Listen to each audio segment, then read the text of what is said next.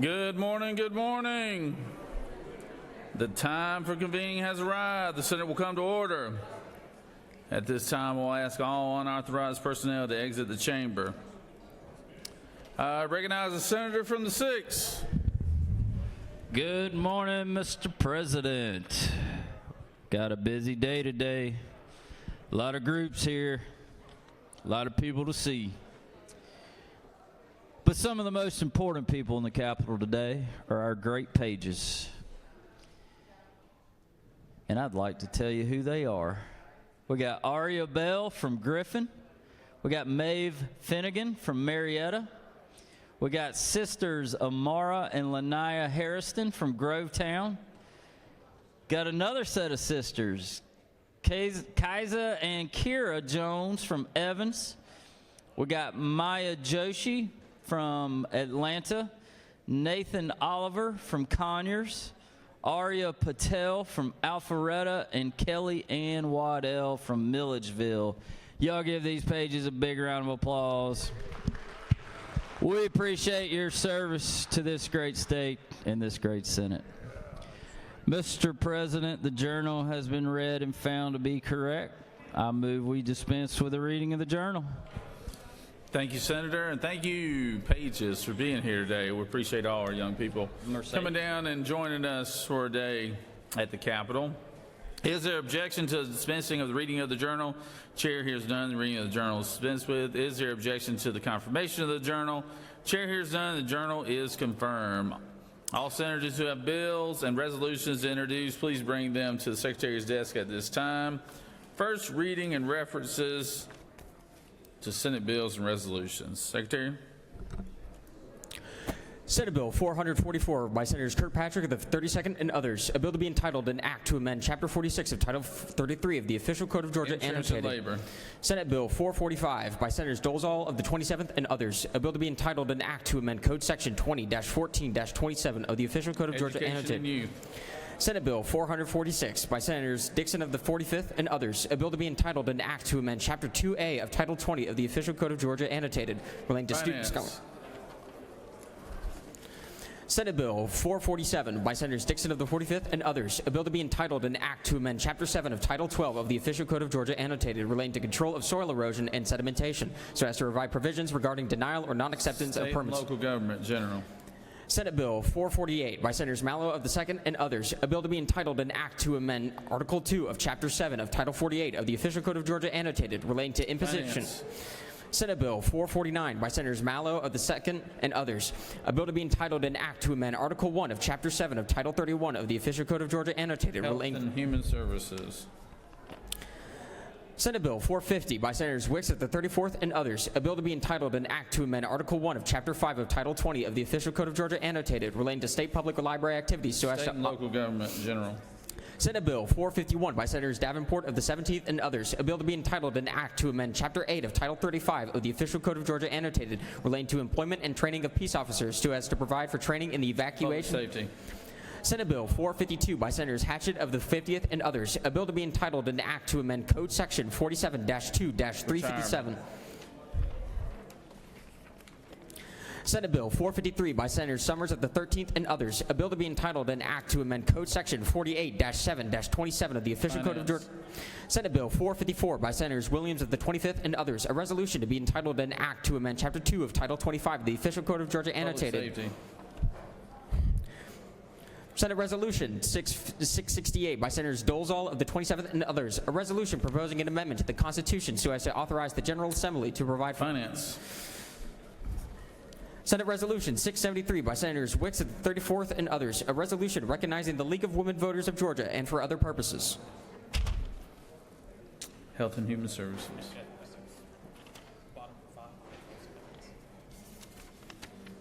I'm sorry, Ethics. Senate Resolution 684 by Senators Halpern of the 39th and others. A resolution recognizing February 2026 as American Heart Month Health and for Human Services. Mr. President, that completes the order. First reading references the House bills.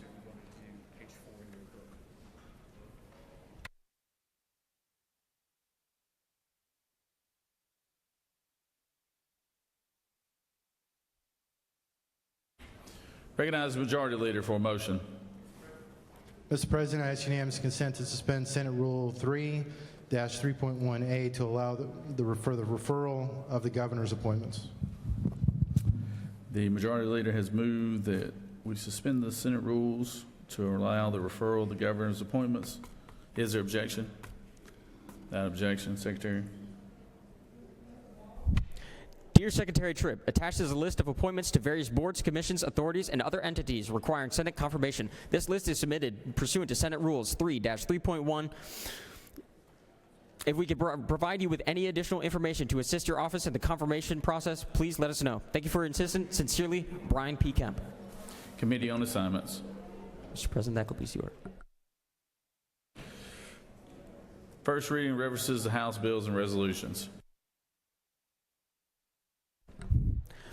House Bill 557 by Representative Hawkins of the 27th and others. A bill to be entitled an act to amend Code Section Judiciary. House Bill 659 by Representatives Green of the 155th and others. A bill to be entitled an act. House Bill 960 by Representatives Clark of the 108th and others. A bill to be entitled an act to amend. House Bill 1029 by Representatives Thomas of the 21st and others. A bill to be entitled. State and local government. Mr. President, that completes the order.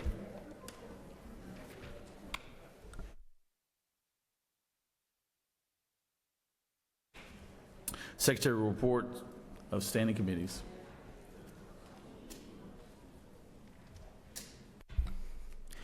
Mr. President, the Senate Committee on Finance has had under consideration the following legislation and has instructed me to report the same back to the Senate with the following recommendation. Senate Bill 403, due pass by substitute. House Bill 79, due pass by substitute. Respectfully submitted, Senator Huffstetler of the 52nd District Chairman.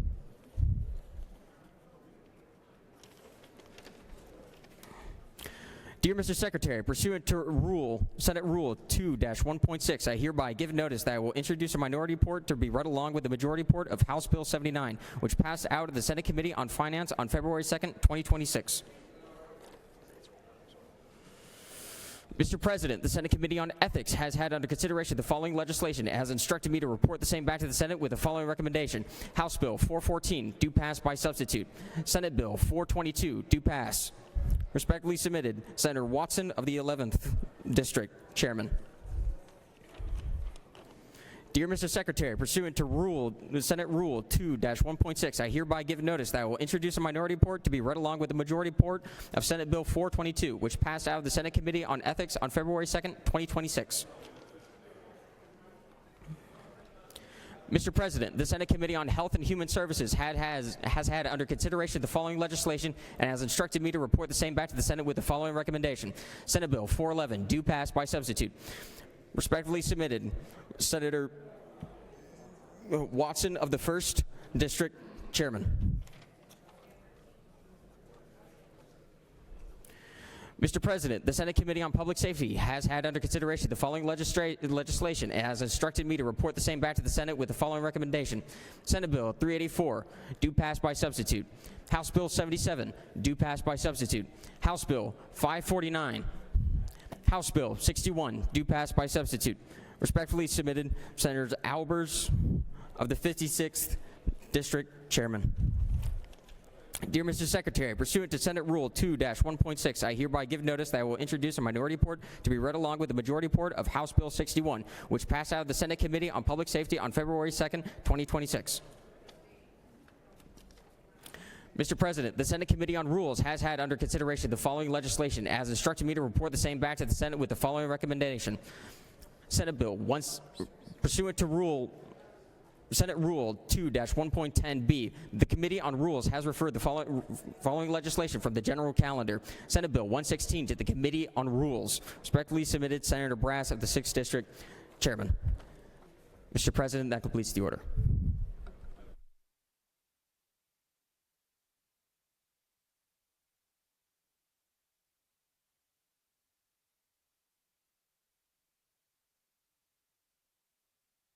It is now time for the morning roll call. Are there any motions to excuse?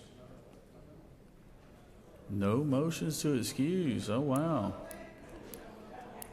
Oh, there they are. Recognize the gentlelady from the 44th. Thank you, Mr. President. I'd like to ask for unanimous consent to excuse the senators from the 41st, 33rd, and 36th for business inside the Capitol. 41st, 33rd, and 36th. Without objection, the senators are excused.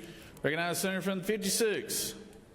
Thank you, Mr. President. I ask unanimous consent that the senator from the 42nd be excused from business inside the Capitol. Without objection, the senator from the 42nd is excused. Recognize the senator from the 43rd. Good morning, and thank you, Mr. President. I ask for unanimous consent to excuse the senators from the 5th and the 26th. Without objection, the senators from the 5th and the 26th are excused. Any other motions to excuse? Hearing none, Secretary will call the roll. Senator, signify your presence by voting the yea switch. Secretary will unlock the machine.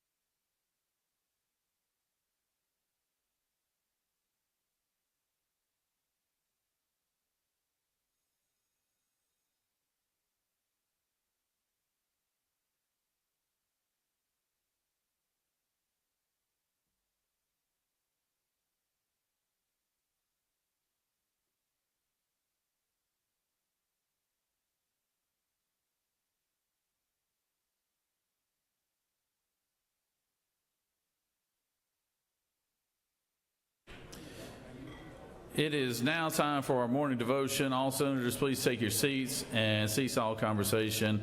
I would ask that the doorkeepers secure the chamber at this time. I now recognize the senator from the 44th to lead us in our pledge and introduce our pastor of the day. Senator? Thank you so much, Mr. President. Colleagues, please join me in the Pledge of Allegiance.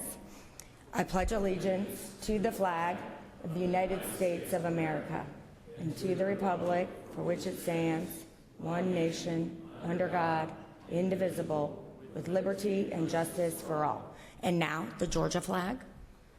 I pledge allegiance to the Georgia flag and the principles for which it stands, wisdom, justice, moderation, courage. I am so thrilled today to have one of my very, very favorite ministers here as pastor of the day. Her speaking at church always inspires me, and I'm grateful that Natasha Reed Rice is spending some time with us today. Just a little more about her background, other than that she is a minister that at my church that I very much respect. She is also a global equity and inclusion strategist and attorney, and a transformational and impactful preacher, which I can personally attest to. Natasha Reed Rice is also, she wears many hats, Habitat for Humanity's International Vice President of Housing Opportunities and Mission Engagement, and is leading the development and execution of Habitat's global strategy in that regard. She also served as Associate General Counsel at Habitat for Humanity, where she managed financing programs and strategies to generate sources of capital to enable Habitat affiliates to build affordable housing with families throughout the United States. In addition to her work at Habitat, Natasha served as an associate pastor at the historic Ebenezer Baptist Church for 11 years before now serving as the Minister for Public Life at All Saints Episcopal Church, where my family and I attend services. In addition to all of her professional pursuits, Natasha also does so much good work in the community, putting her passion into action by serving on the following boards: the Executive Committee of the Global Harvard Alumni Association, the International Women's Forum, Goodwill of North Georgia, the Community Foundation of Greater Atlanta, the Redress Movement, Atlanta Neighborhood Development Partnership, and Out of Hand Theater. And in her free time, although I can't imagine how she has any, Natasha enjoys cooking, hiking, traveling, and spending time with her husband, Corey, and their 3 adult children, Kayla, Malachi, and Caleb. Thank you so much. Pastor Reed Rice. Thank you. Good morning. Thank you to the senator from the 44th, and to Mr. President, and to all of you all for extending this space for me to join you this morning.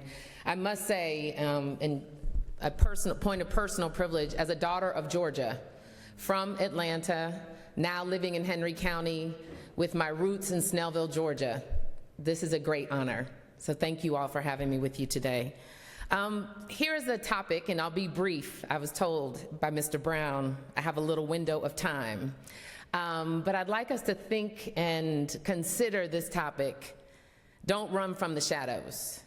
And if I had a subtitle, it would be, Have More Courage Than the Groundhog. As you all know, yesterday was Groundhog Day, and in this frigid environment, apparently the groundhog saw its shadow and ran back into its hole, so winter for 6 more weeks. Based upon Pennsylvania Dutch superstition that says that if a groundhog known there as Puxatawny Phil comes out of hibernation and sees its shadow and runs back into the hole, then winter will last for another 6 weeks. And there appears to be some historical connection between the wintertime celebration of the Groundhog Day and the ancient Christian holiday called Candlemas. Some of you might be familiar with it. Candlemas is a Christian holiday that commemorates the Virgin Mary presenting Jesus to God. Stay with me, I'm not gonna get too churchy because I know our audience and what it is I'm trying to press us forward into. And that's also a day when people would bless candles in churches to bring blessings to their households. In the story of Candlemas, Mary is a witness of what it looks like not to run from the shadows, because in spite of the scary environment in which she birthed her son Jesus, the threats against Jesus' life as a firstborn son, she made her way to the temple, a place that was the central institution in the lives of the people, to raise light, her baby Jesus, in the midst of darkness, and to raise love in the midst of division.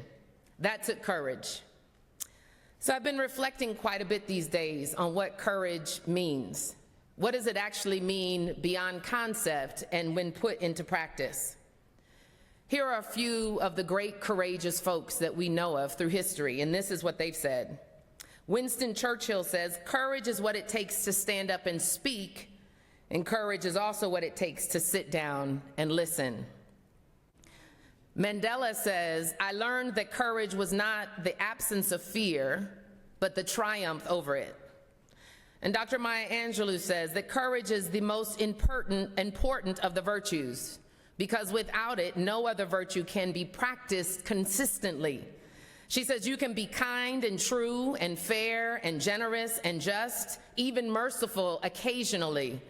But to be that thing time after time, you have to have courage. And courage is not always loud, but it is never silent. Courage can help us to confront evil and violence rather than cower and run from the shadows. And this is the type of courage that calls out evil and demands that it leave. This is the type of courage that I believe that we need in the world today. A courage that stands on integrity, is imbued with kindness, relies upon honed expertise, has a groundedness and a flat-footedness that declares just reality in the face of injustice, that declares unity and community in the face of divisiveness, that declares truth in the face of lies and love in the face of hate. So how do we, those who are serving communities throughout the state of Georgia, embrace this call to courage? Well, the first I would put forth as a how-to is to choose curiosity over fear. Irish poet James Stephens wrote that curiosity will conquer fear even more than bravery will. With the curiosity that you all approach in your particular representative capacities. You're asking your folks, your constituencies, what are the real problems? And then together thinking through what the real solutions could be. That is the type of curiosity that pushes us all to stand up in the face of the mountains that we're all facing. Curiosity causes us to ask questions, helps us to better understand others, the solutions, the situations, and to develop more innovative policies that can move mountains and impact generations to come. I also think that this call to courage is calling us to imagine. The great author Toni Morrison says, as you enter positions of trust and power, like the seats you all hold, dream a little before you think. What does it look like to dream? In the midst of all the social media algorithms and all of the to-do list, what would it look like if we paused for one moment to dream, to think together, and to imagine? This call to courage, to not run from our shadows, I believe calls us into spaces where we're willing to dream bravely, where we're willing to dream beyond partisan entrenchment into a place where we create a reality for all Georgians to thrive. This call to courage is a call to choose the prophetic over the partisan. And before you cancel out the prophetic and think that you're not a prophet of old, let's just be reminded of what a prophet is. A prophet is like an artist who looks at a blank canvas and paints a masterpiece. A prophet is a home builder who looks at communities that have been neglected and says, we can build community here, and walls get erected and windows get put in and roofs get put upon it. A prophet is like each one of you. When you come into this space and listen to all those bills that were read so magnificently fast, and think about how do we turn that into policies that change the generations to come in the state of Georgia, that is the work of the prophetic. Old Testament theologian and scholar Walter Brueggemann says, I think a prophet is someone that tries to articulate the world as though God were really active in the world. He says that a prophet identifies with some clarity and boldness the kinds of political economic practices that contradict the purposes of God, and then pivot and talk with confidence that God is working out an alternative world of well-being and justice and peace and security in spite of that contradiction. We are being called to the prophetic work over the partisan work. We are being called to think about things with courage and cross over divisions and divides, because our children are depending upon us to be courageous and not run from our shadows. And when we imagine together, we ignite our collective hope. Not a hope that sits on a shelf, but a hope that is gritty, that has bloodied knuckles, that has grit between its teeth, that says, in spite of what it may look like, we together can build a Georgia, can build communities that actually turn into hopeful solutions for generations to come. Called to curious, called to imagine, and finally called to community. And how do we build community in this moment? We have to figure out how to love out loud. Justice is what love looks like in public. Justice is what it looks like to love neighbor as self. Justice causes us to build bridges across difference, to have courageous conversations, to push aside the isms, and to figure out what unites us more than what divides us. I love this quote from Barbara Brown Taylor, who says, the only clear line I draw these days is this: when my religion tries to come between me and my neighbor, I will always choose my neighbor, because my God never told me to love my religion. The call to community is a call to figuring out the hard stuff, which is what you are elected in this place to do. Figuring out the hard stuff, to figure out how we create solutions that benefit our state, our cities, and our towns. I'm the child of a white woman who came to Spelman College in 1968. She met my father, a black man from Snellville, Georgia, and they fell in love. And in spite of her father's hate letter writing campaign, they married. They went on a date. After they married, my mother was carrying me in her belly at the old Rialto Theater before it became part of Georgia State. And they were held at gunpoint by a man who did not agree with their love or the fact that she was carrying the fruit of her love. And he held my mother at gunpoint. I often say I was held at gunpoint that the love that was produced, the fruit that was produced by my parents' love was held at gunpoint because of racism. Fortunately, they survived that moment, and my parents 2 years later went up to see my grandfather who had written all of these hateful letters. And I toddled out of the back of this orange van again, I'm dating myself, and ran to my grandmother and jumped, and my grandfather and jumped, and all he could do was catch me. And when he did, he bawled with tears. And from that day forward, never said another hateful word. Love always wins. When we love out loud, we become the representatives of what community looks like, of what courage looks like, and we're able to dwell in this world house that we've all been given. Dr. King's final book, Where Do We Go From Here, Chaos or Community? He writes a final chapter that talks about this world house vision, and in it he says, this is the great new problem of humankind. We have inherited a large house, a great world house in which we all have to live together, black and white, Easterner and Westerner, Gentile and Jew, Catholic and Protestant, Muslim and Hindu, a family unduly separated in ideas and culture and interest, who, because we can never again live apart, must learn somehow to live with each other in peace. Don't run from the shadows. Won't you join me in a word of prayer?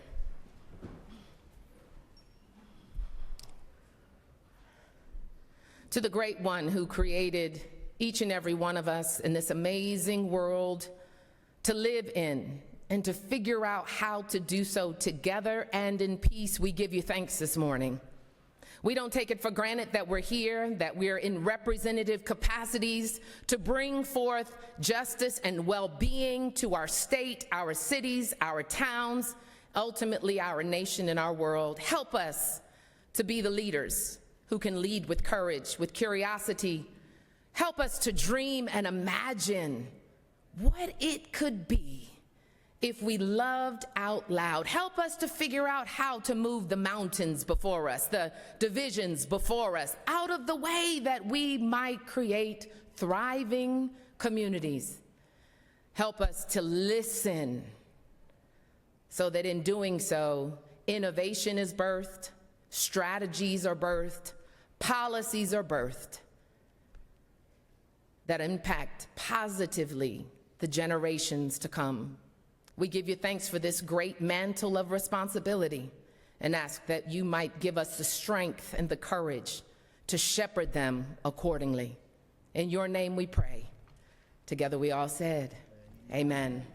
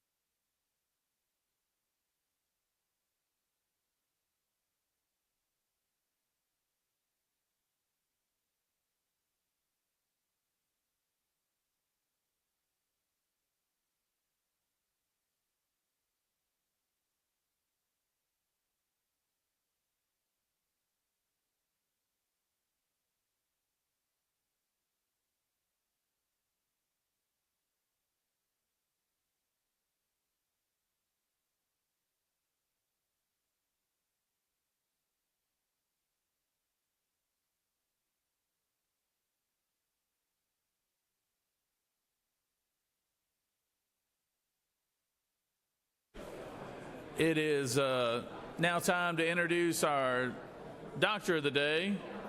It's always nice having our physicians come down here and volunteer their time. And to do that, I recognize Senator, a good doctor herself, Senator from Cobb County, to introduce our doctor of the day. Cobb County. Thank you, Mr. President. I'd like for you all to meet Dr. Stephanie Stieglitz. Dr. Stieglitz is a family physician in my district in Marietta with WellStar. But the most exciting thing, I think, about Dr. Stieglitz is she went to nursing school first and worked as an ICU nurse before going to medical school at MCG in Augusta. She's dedicated to patient-centered comprehensive care, and as a family physician, she's well equipped to take care of any of y'all that have problems today. So with that, I'll introduce Dr. Stieglitz. All right. Come on up. Thank you, Senator. As a primary care physician, a big part of my job is creating long-term relationships with my patients and listening to their concerns, validating their concerns. I know that a lot of the decisions that are made in this room and in this building have a direct impact on my ability to deliver care to my patients. So with that being said, I do want to thank you all for your service. Thank you for all that you do for Georgians, and I appreciate, and it's a huge honor to be able to serve as your doctor of the day. So thank you. All right, good job.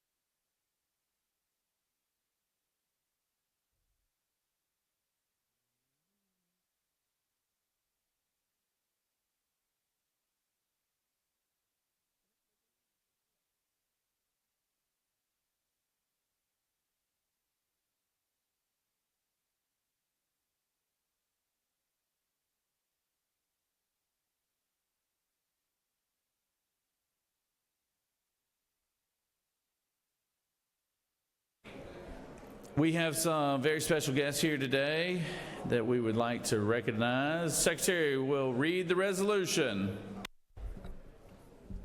Senate Resolution 611 by Senators Walker III of the 20th and others. A resolution recognizing and commending the Georgia Association of Community Care Providers and for other purposes, whereas the Georgia Association of Community Care Providers represents home and community-based service providers across the state of Georgia who deliver compassionate, high-quality care to individuals with disabilities, complex care needs, and aging populations, and whereas these providers serve communities throughout Georgia, with a significant number operating in underserved and rural areas where access to care is limited and community-based providers are often the primary source of support for individuals and families. Now, therefore, be it resolved by the Senate that the members of this body recognize and commend the Georgia Association of Community Care Providers and extend best wishes for continued growth and success. Mr. President, that completes the order. Is there objection to the adoption of the resolution? Chair hears none, and the resolution is adopted.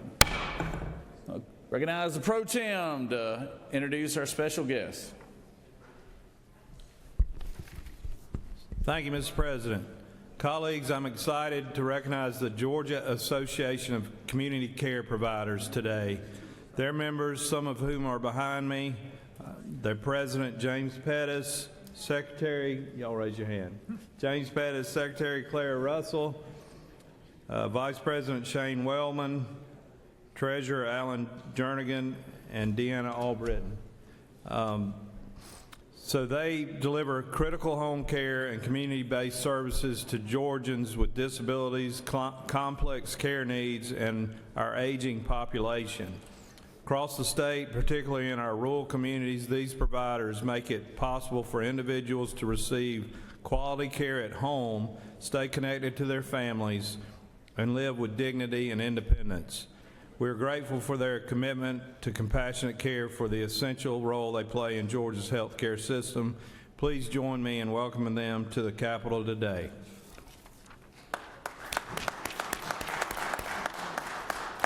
And I'm going to ask Mr. Pettis to make a remark or two. Thank you. Mr. Pro Tem and my state senator and governor, thank you both very much, and the Senate for the work they do supporting elderly and disabled waiver population in Middle and Georgia. Thank you very much. All right, good job. Thank you.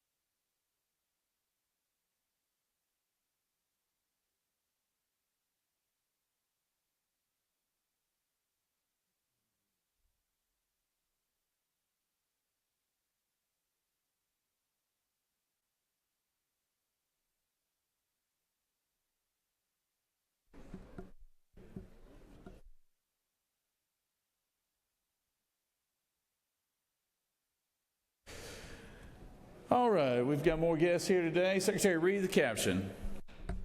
Senate Resolution 626, a resolution recognizing February 3rd, 2026 as Georgia Utilities Contractors Association Legislative Awareness Day at the State Capitol and for other purposes. Whereas the Georgia Utility Contractors Association is a 55-year-old nonprofit trade association representing the underground utility construction industry with the mission of promoting safety and responsible installation of new and rehabilitation of existing underground utility infrastructure to consist of water, sewer, gas, electrical, telecommunications, water and wastewater treatment plants, dams, and landfills.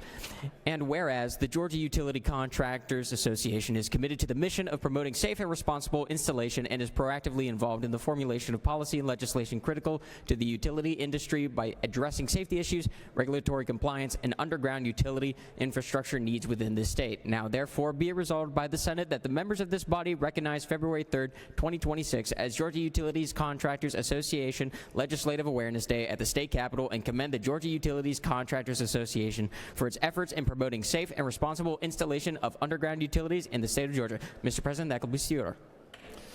All right. Is there objection to the adoption of the resolution? Chair hears none. The resolution is adopted.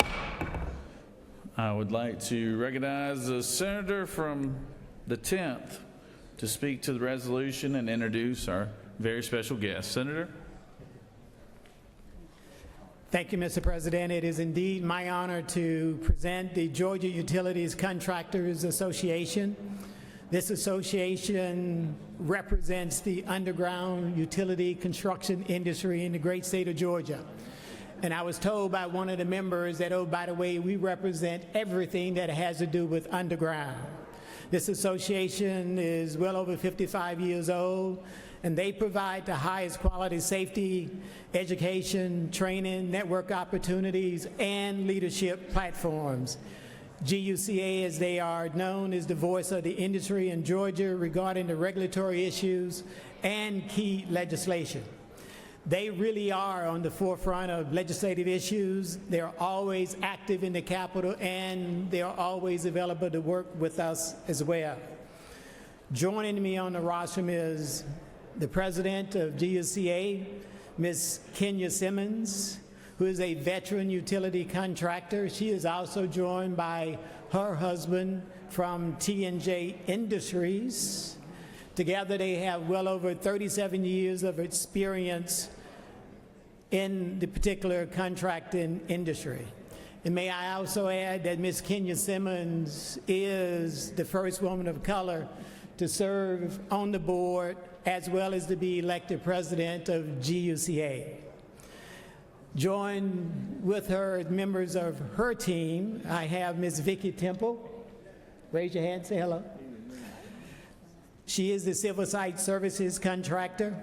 Mr. Scott Brumelo, Executive Director. And Dion Allen, who is President of GS Construction.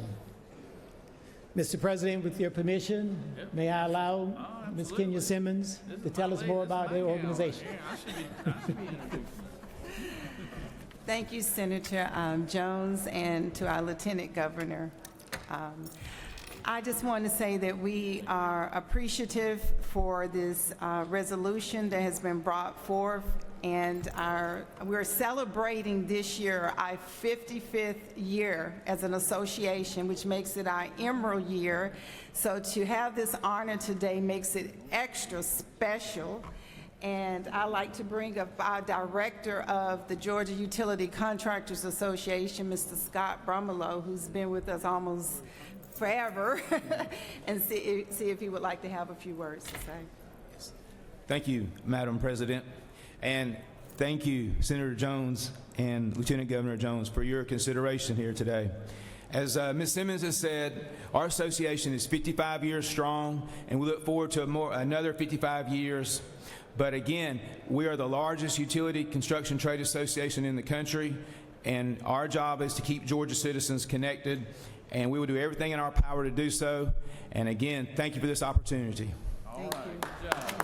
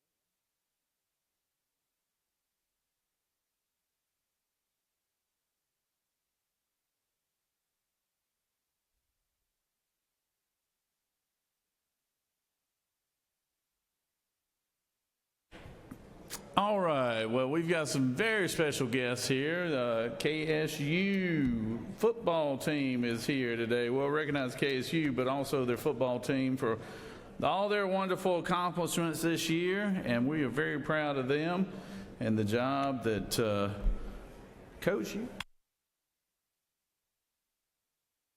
I mean, first-year head coach. You don't have many first-year head coach win championships like this, so that's outstanding. So, Secretary, read the caption.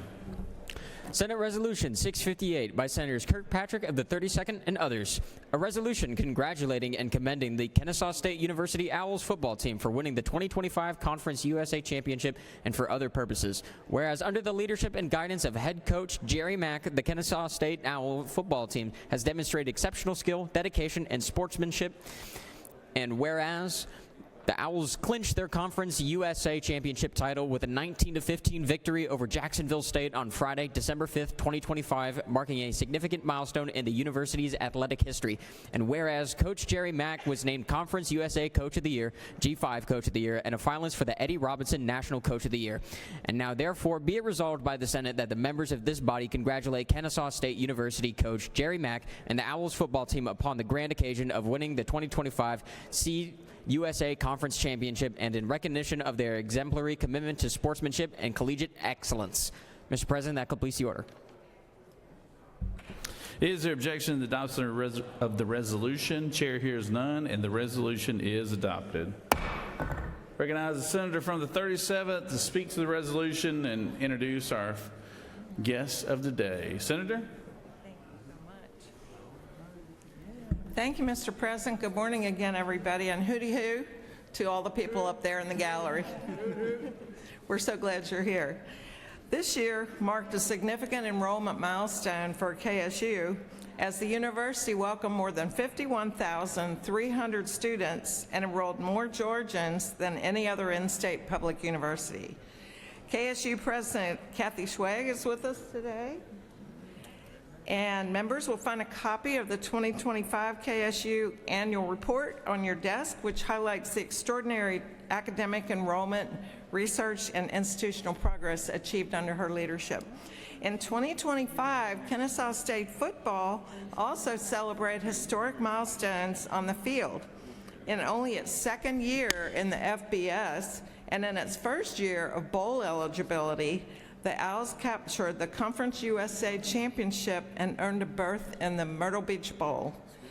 Joining us on the floor today is head coach Jerry Mack, whose vision and leadership fueled one of the most impressive turnarounds in collegiate football.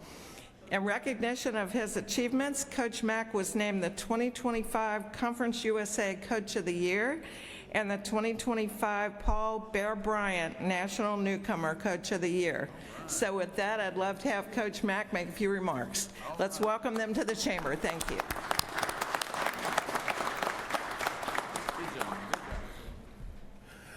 First of all, I would like to thank all the members and our Lieutenant Governor and also Senator Kirkpatrick for allowing us to come and celebrate this wonderful accomplishment of winning Conference USA Championship.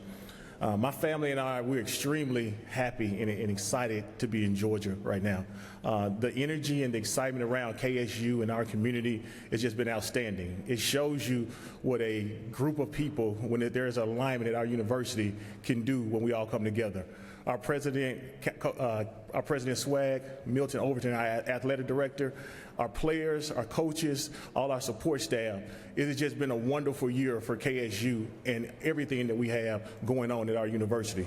The support in this room means everything to us. And understanding how much it really means is just we're continuing to build a great program. It is our hope and it's our dream to continue to host championship trophies just like this every single year. And we're working hard to make KSU something that the entire state of Georgia can be extremely proud of. Thank you. All right, good job, Coach Mack.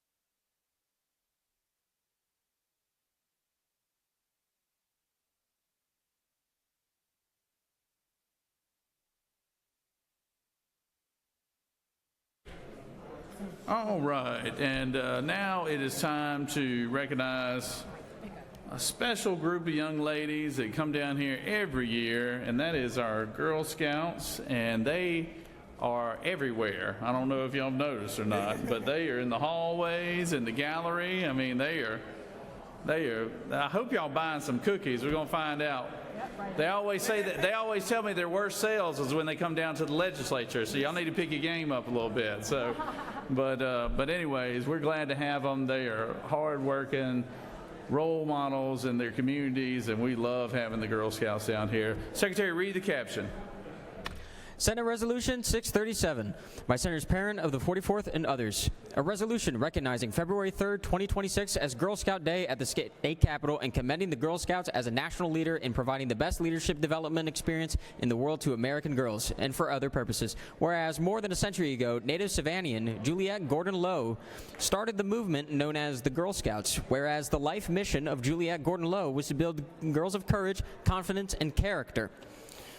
And whereas today the Girl Scouts of historic Georgia and Greater Atlanta councils serve approximately 43,000 Girl Scout members in the state of Georgia, now therefore be it resolved by the Senate that the members of this body recognize February 3rd, 2026 as Girl Scout Day at the state capitol and commend the Girl Scouts as a national leader in developing girls of courage, confidence, and character. Mr. President, that completes the order.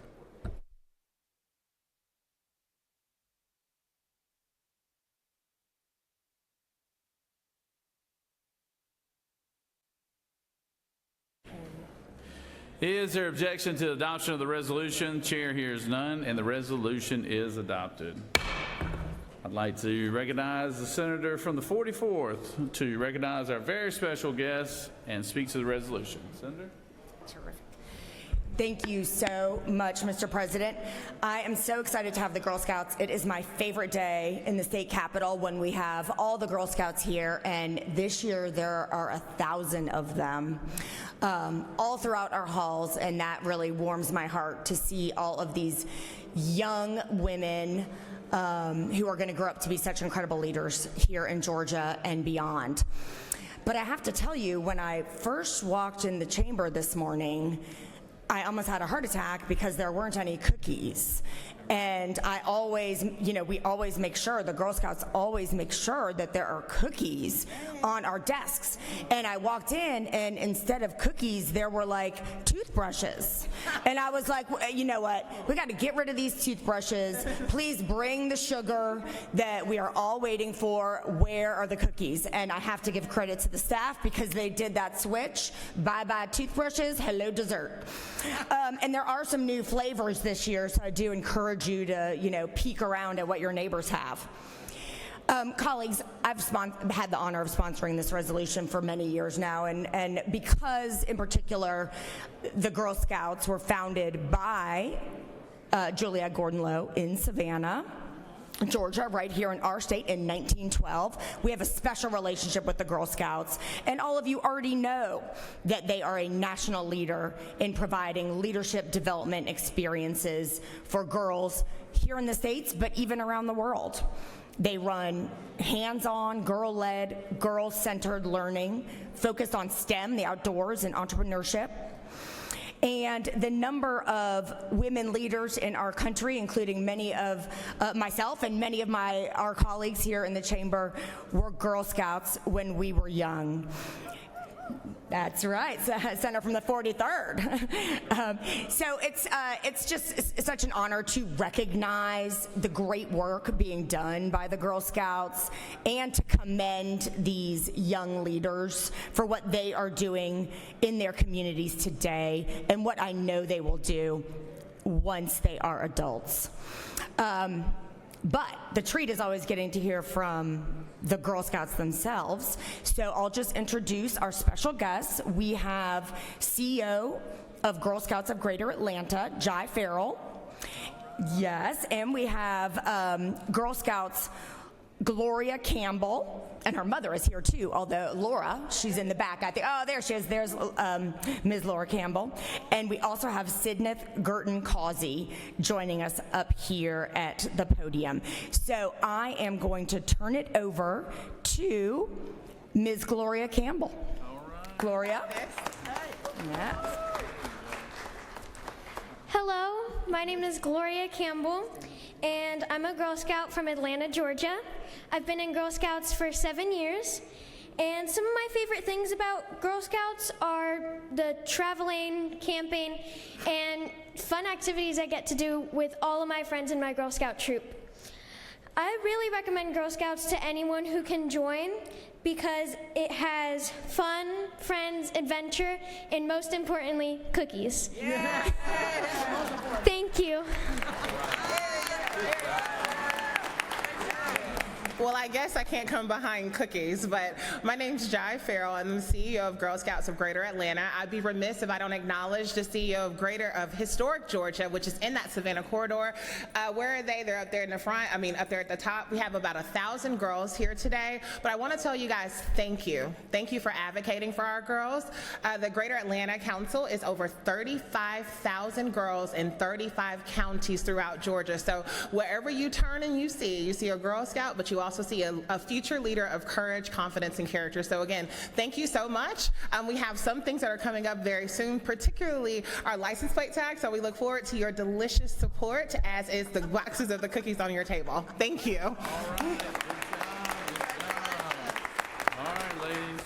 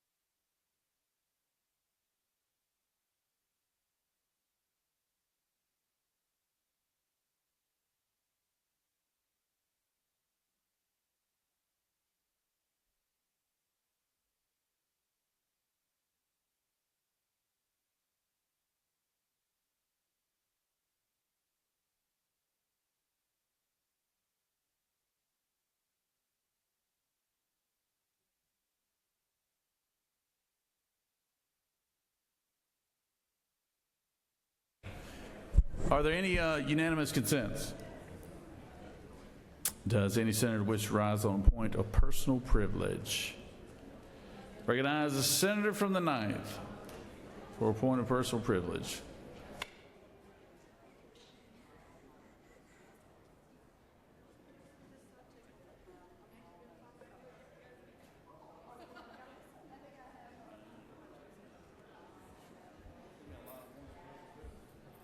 Thank you, Mr. President. I know we have already acknowledged the Girl Scouts today, but I want to acknowledge the ones that are specifically from my district in District 9. So I rise today for a personal point of privilege to recognize Girl Scout Troop 22109, the 8th grade Girl Scouts at Cruz Middle School, and the Girl Scout freshmen at Brookwood High School. Are you guys up there at all?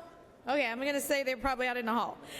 Being part of the Girl Scouts, as we know, is about more than earning badges. It's about learning. It's about courage. It's about leadership. It's about confidence. It's everything that we would want for any woman that would stand in this space as an elected or otherwise. And it's about understanding what you will stand for and knowing that your voice matters. Each of you is living through one of the most important, influential stages in your life.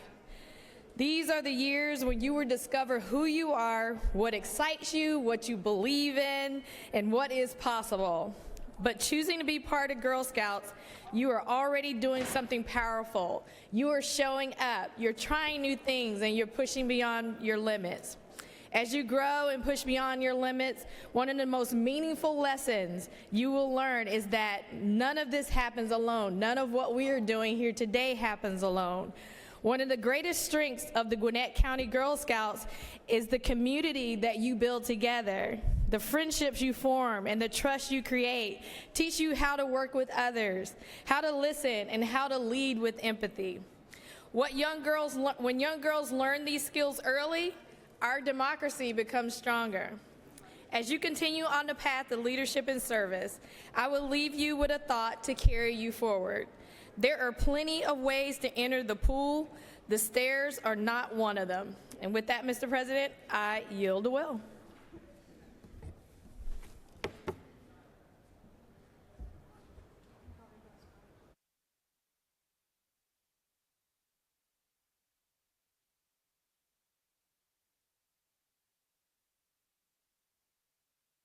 Recognize the senator from the 7th for a point of personal privilege.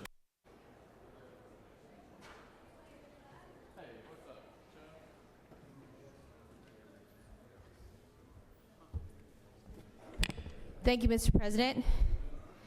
Today, many are recognizing Mental Health Parity Day here at the Capitol. And I want to start with something simple. Mental health is health. That's why in 2022, this chamber voted for the Mental Health Parity Act. It was understood what Georgians already knew. When you ignore mental health, you don't save money, you just shift the cost. You shifted to emergency rooms, you shifted to jails, you shifted onto teachers and grandparents, and you shifted onto kids who can't focus in schools and parents who can't sleep at night. Parity means equality. It means mental health care must be treated the same as physical care. It means insurance companies don't get to play games, denying treatment, delaying care, charging more, or throwing up extra barriers for mental health. But here's the hard truth. A right on paper is not a right in practice if nobody enforces it. Parity without enforcement is just hopes and dreams. Because laws don't enforce themselves, regulators do. And in Georgia, that job belongs to the insurance commissioner, John King. So let me tell you about John King's failures. When we passed this law to protect Georgia families, we passed it to make sure a mom seeking therapy after postpartum depression isn't treated like she's asking for a luxury. We passed it so a teenager with panic attacks isn't met with a denial letter instead of care. We passed it so a working dad battling addiction can get treatment before he loses his job, his home, his life. And where was our insurance commissioner? Nowhere.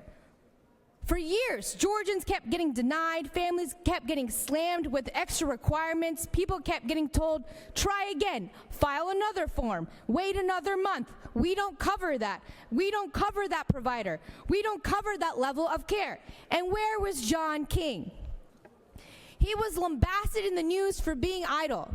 He said, quote, "My job is to maintain a stable marketplace for insurance. So we ought to be respectful of that because nothing's free. I'm not interested in throwing money or beating up on the insurance industry," end quote. He said his job was to protect insurance companies, not people. Getting King to understand the law has been a challenge because he is not talking with mental health advocates or professionals, advocates said. Even his own party, Republican legislators, said King wasn't enforcing the law. It should not take a newspaper story to force the insurance commissioner to do his job. And even when John King's hands were forced to enforce the mental health parity law, he refused to tell last year's insurance study committee who he was actually fining because he said, quote, the biggest offender might have the biggest market share, end quote. He is protecting insurance companies, not people. The insurance commissioner finally levied fines last month. Now let me be clear. I support penalties when companies break the law. But if the penalty is small compared to what these companies make off Georgians every year, what message does that send? Does that lower premiums? Does that get people into treatment faster? Does that stop the next denial letter from landing in someone's mailbox tomorrow? If the cost of breaking the law is just a small fee, a rounding error, then it's not a deterrent, it's a price tag. I will repeat that again. If the cost of breaking the law is just a small fee, a rounding error, it is not a deterrent, it is a price tag. And that means insurance companies didn't fail the system. They played the system exactly as it was designed. Because when the referee refuses to call this the fouls keep coming. That's not leadership, that's politics. I came to this chamber to fight for Georgia families because I know what it's like when the system is built to tell regular people no and built to protect the people with money and influence. Mental Health Parity Day should not be a ceremonial moment. It should be a demand that the promise we made in 2022 becomes real in 2026, not just in theory, not just in headlines, but in the lived reality of Georgia families. Because parity does not mean a loophole, it does not mean a paperwork maze, it does not mean we'll get to it when we feel like it. Parity means equal, parity means now. Parity means the law applies to everyone, including powerful insurance companies. John King had years to protect Georgians. He chose insurance companies instead. He only acted when he was forced to. Georgia deserves an insurance commissioner who works for the people, not a puppet of the insurance companies. Thank you, and I yield the well.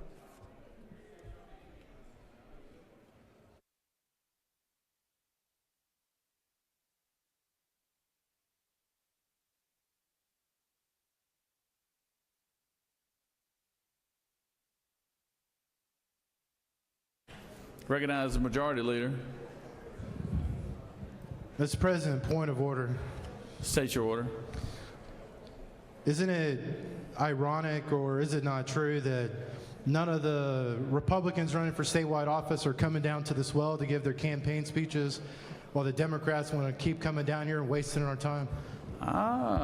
Well, the senator is passionate about what he speaks. Got a lot of folks running for statewide offices, I tell you. Senator from the 36, are you running for statewide office? You'll stay right there. All right, recognize Senator from the 32nd.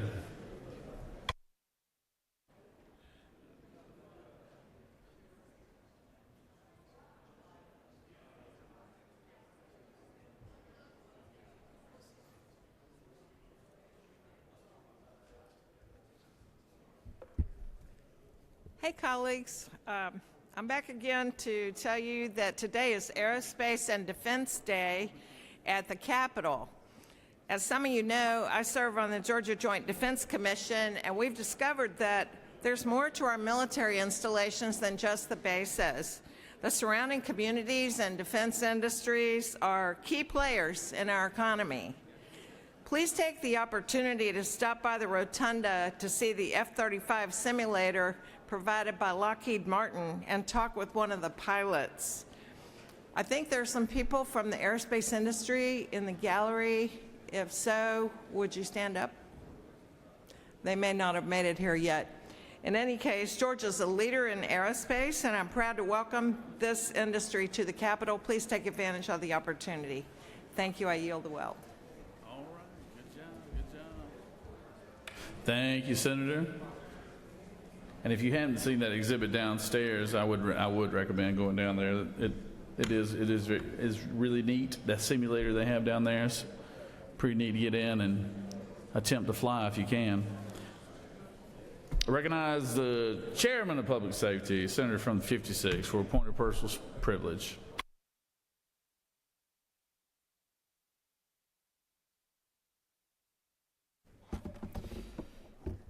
Thank you, Mr. President. It is Firefighter Day here at your Georgia Capitol. Always very excited and honored to represent my brothers and sisters in the fire service. We have representatives here from our Fire Chiefs Association, from our Firefighters Association, as well as numerous other groups that are in the building today. You will notice on a lot of the announcements that at 2:30 on the South Steps, we're going to have the large gathering where we'll have numerous speakers and celebrate the great work and the mission of what we do each and every day in all your communities. And as a quick reminder, there are over 900 fire departments in our great state of Georgia, with over 30,000 men and women who are serving either a full-time, a part-time, or a volunteer capacity to respond in your most critical time of need. Part of our umbrella of first responders that are always out there serving Georgians. So I'd ask you today, as you see firefighters, not just from your district, but from all over the state, you take a moment and shake their hand. You thank them for their service to our community. And thank you for this Senate and the President of our body, Lieutenant Governor, for passing so many pro-firefighter and first responder pieces of legislation, because they know that we have their back. Please give them a round of applause. Yes, sir. Thank you, Governor. Thank you, Senator, and we do greatly appreciate all our firefighters for being down here today, and appreciate everything that you do, all the men and women across the state. So thank y'all very much. Recognize the Senator from the 40th for a point of personal privilege.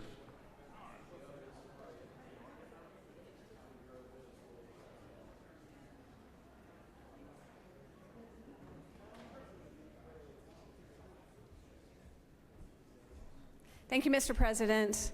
I rise this morning to talk about health care and our young people, because you see, I had a constituent who came to me who has a child who just turned 26 last fall.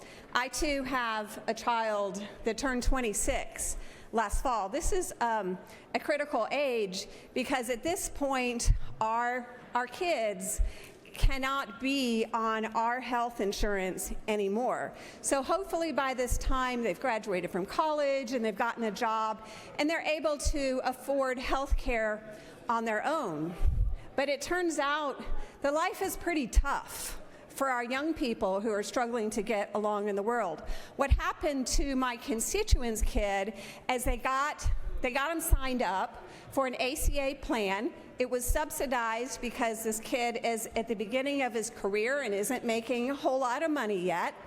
All of us were in that same situation at one point. And the policy cost like $106 a month, which was totally affordable. But then in mid-December, he got a letter saying that the rate had gone from $106 to over $500 a month, which meant he didn't have enough money to have the policy, so he ended up becoming uninsured. This is somebody's kid. According to what I've heard, 200,000 people who had health insurance last year are now uninsured. So this was one story, but there are 200,000 other stories. When I heard this story, my heart fell, because I'm like, I wonder if my kid got one of those letters. So I immediately got on the phone, and my child is checking on it, but I'm worried. As a parent, I'm worried. What does this feel like to a young person who has done all the right things, is trying to still do the right things, and can't afford health insurance, and has to just take the risk that nothing bad happens?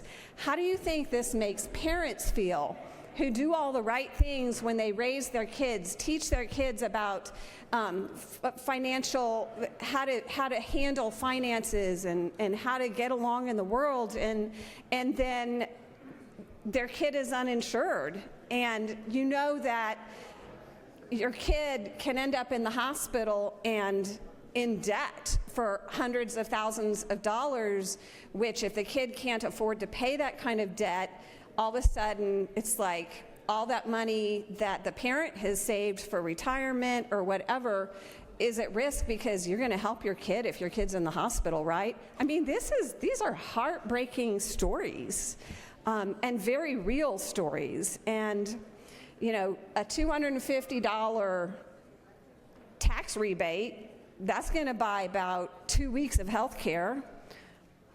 A homestead exemption, a property tax break or elimination isn't going to help these kids because they don't own homes. An income tax break isn't going to help because they're not making that much money, so their tax bill is already either zero or next to zero. And it's Republicans in Washington that made a decision to not do anything to help these young people. You probably have young people in your lives. Maybe they're not old enough to be affected by this, or maybe they're older and they're established and they have their health care, but it's going to hit you at some point. You're going to have a grandkid who's uninsured. It's hit 200,000 people already here in Georgia. And so I ask you, each and every individual in your seat, is this really what you want? Thank you, Mr. President. I yield the well. Recognize the Senator from the 33rd for a point of personal privilege.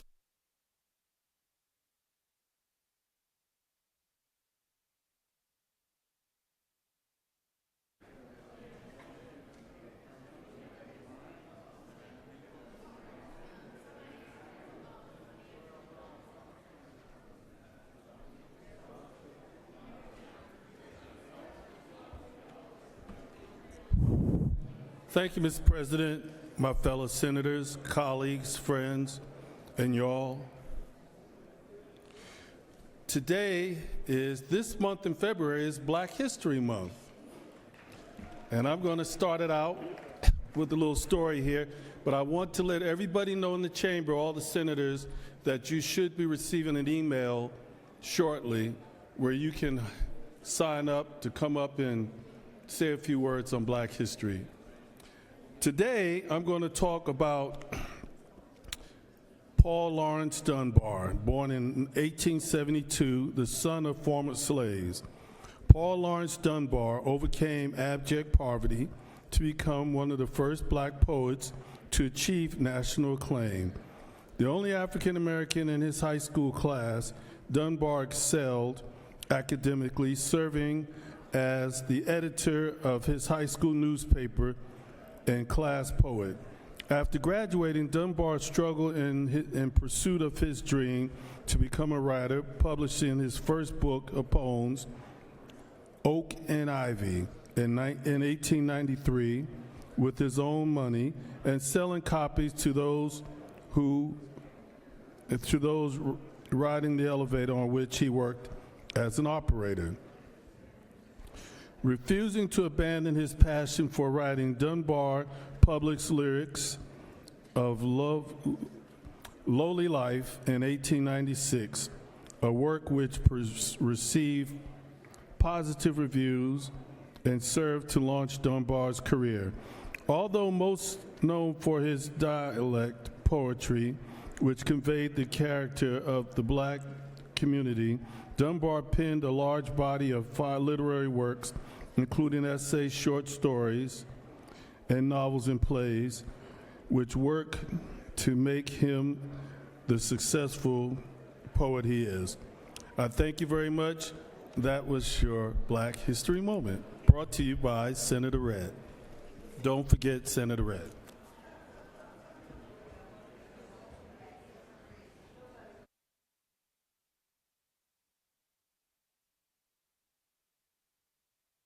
Recognize the senator from the 22nd for appointed personal privilege.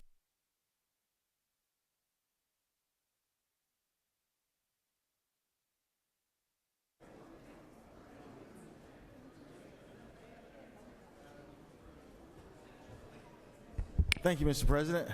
I don't know if I can beat the cookies, but we'll try with our master's hats that are here because today is actually Augusta Day. We have members from Augusta here, from our leadership Augusta, they'll be here, and also members from our Augusta business community are also here. So if you see them in the hallway and they have Augusta badge on, please welcome them. But they are responsible for giving you these great hats that people have asked for more, but we only have one per legislator, so that's all we get. But I do want to recognize, I think we have a couple of folks in the gallery. Please join me in recognizing our folks from Augusta. If you please stand real quick.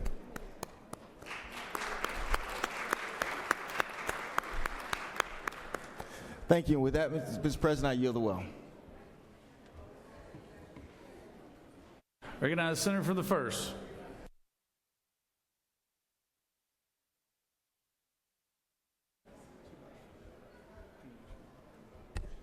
Thank you, Mr. President. I'll be brief since I'm not running for any office by any means, but maybe I should, because so much misinformation out there, and just I want to give the big picture relating to health care and insurance. If you'll recall, 8 sessions ago, Governor Kemp's first bills were the waiver to the ACA. And guess what? Georgia did a fabulous job of this.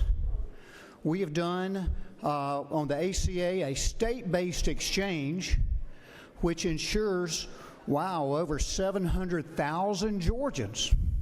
And on the federal poverty level, the below 100% on our waiver, we are used as an example for the rest of the nation who have done Medicaid expansion. Yes, what has been done recently on the exchange is drop back what was done under the emergency health orders back to what President Obama did in Obamacare. The exact same, maybe 0.1% or 0.2% difference, much less than inflation. So let's get our facts straight when it comes to that, when it comes to the exchange, when it comes to health care, when it comes for insurance, especially if you're running for office. Thank you.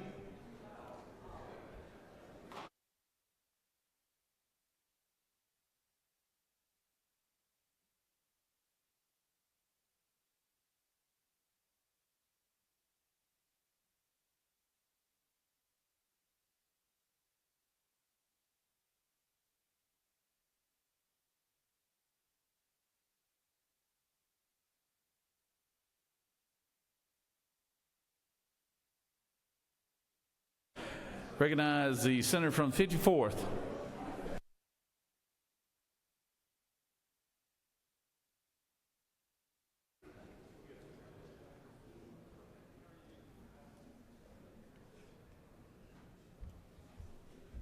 Thank you, Mr. President. My friends, a few years back, we did a bill that I carried in this chamber and was very proud to get it passed because of passion, as a personal passion of mine in civic education and developing of young people. And we passed Senate Bill 220 a few years back that created the Georgia Commission on Civics Education. And I was always been so extremely proud of that. Well, day in the same light, today we have with us engaged youth in government in Georgia here with us. And we have some in the gallery. If y'all will please stand.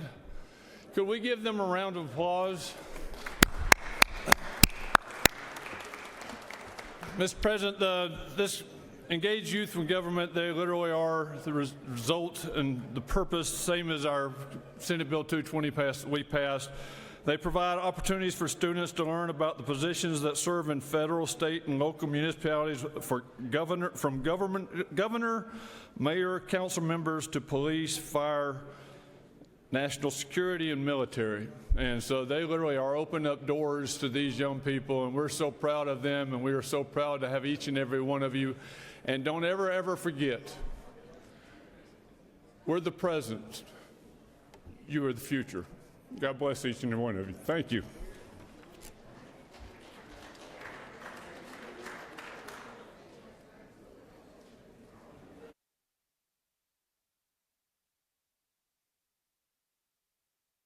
Recognize the senator from the 36th.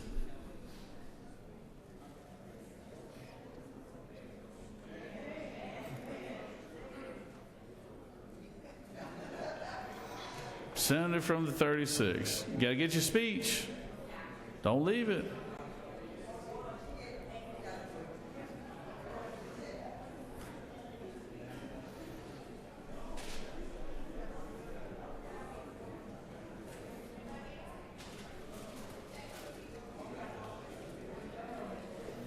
You wave?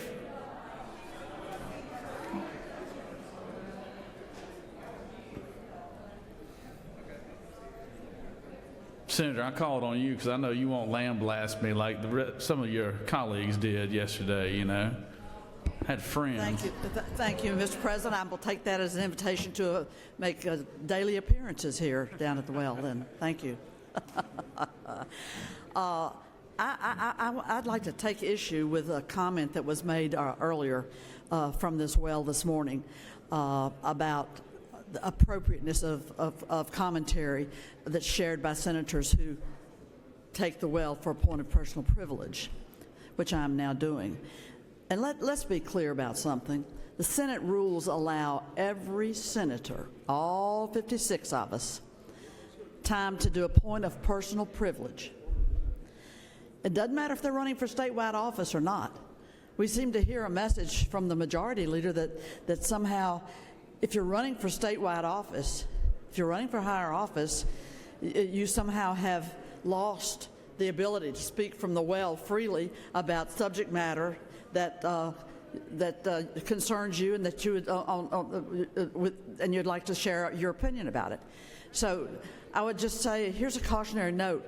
Don't pay any attention to if someone is trying to tell you that your time in the well is not your time in the well, but that it's dictated by an imaginary caution that was just issued from this very well, that if you're running for higher office, somehow there's a guardrail that you can't cross in talking about an issue, framing an issue, talking about your history on the issue, talking about the state of the state of Georgia, talking about how federal decisions impact what we're seeing and going on here on the ground here around people losing health insurance in massive numbers.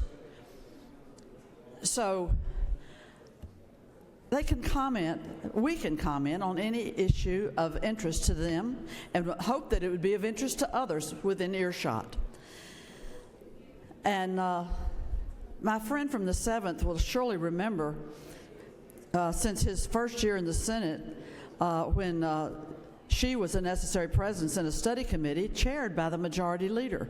And I'm sure the majority leader remembers that well, and the topic, which was quite pertinent to the duties of the Department of Insurance and the insurance commissioner. So I just want to stand and loudly proclaim the right to access the well, to bring messages that we deem as senators to be appropriate and in the interests of the public and of the Senate. That is a time-honored privilege which we have as a member of this body.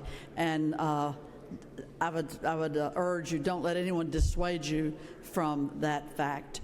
That's simply the truth of the matter, and I wanted to share my thoughts on that with you today, and I appreciate the privilege of points of personal privilege, and let us uphold this tradition as we go forward. Thank you so much.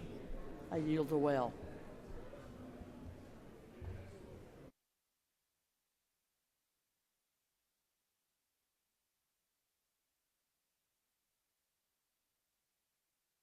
Recognize the senator from the 34th.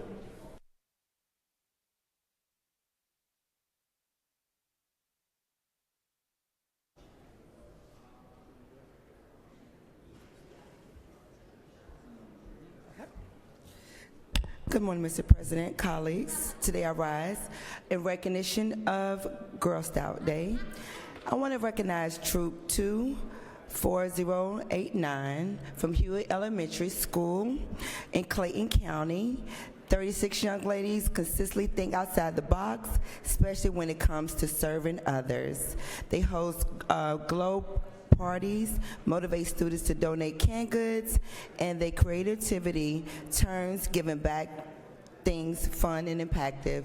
If Troop 24089 are in the well, can they raise their hand?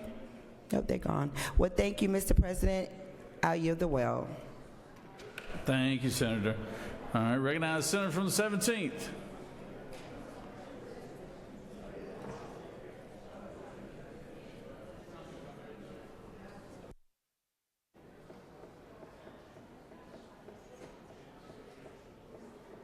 Hey, I got a topic for you. Come here.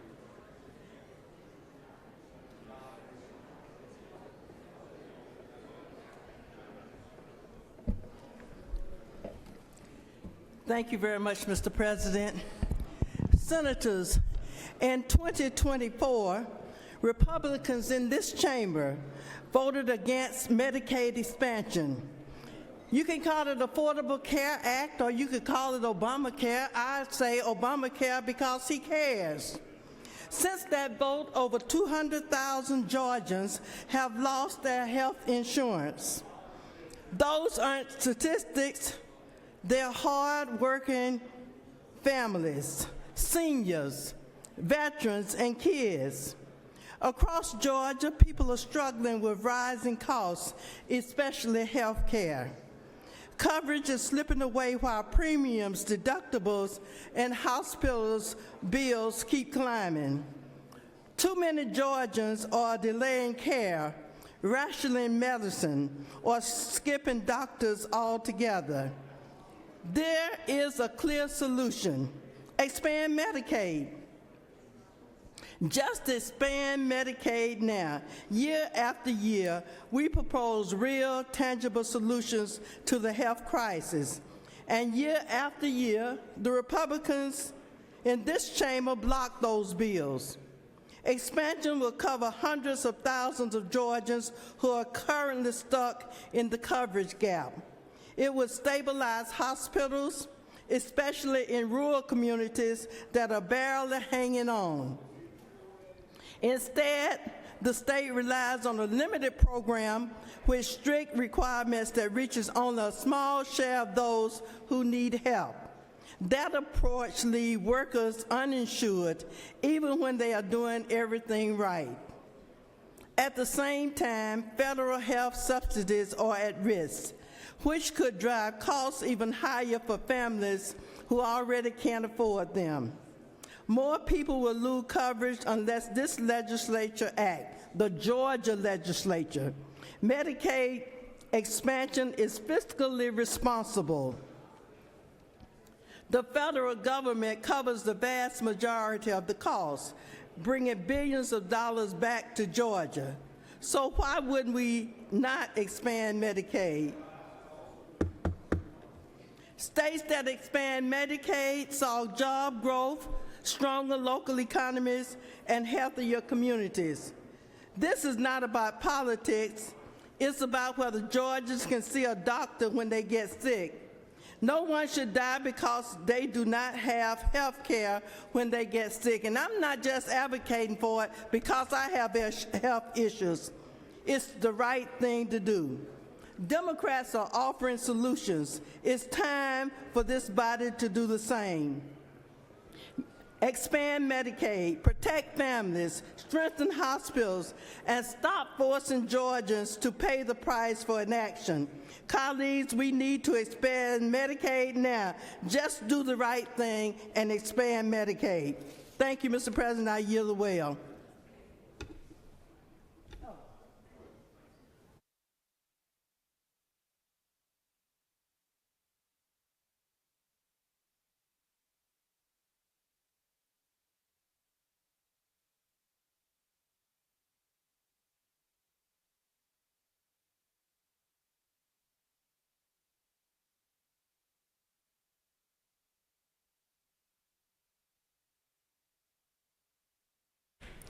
Recognize the senator from the 14th.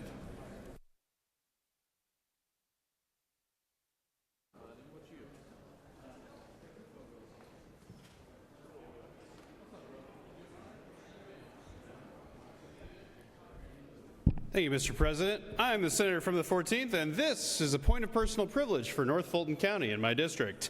In honor of Girl Scouts Day, we have visitors here in the gallery from Troop 18224. That's from Haynesbridge Middle School, Autry Mill Bridge, and Mount Pisgah Christian School. And we've got troop leaders Jill Hardison, Melissa Blanton, Miranda Wiggleston.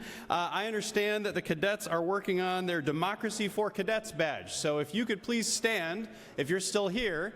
There they are. Great. Awesome. We are so honored to have you today. And can everybody help me join these cadets from North Fulton County? Thank you very much. Thank you, Mr. President.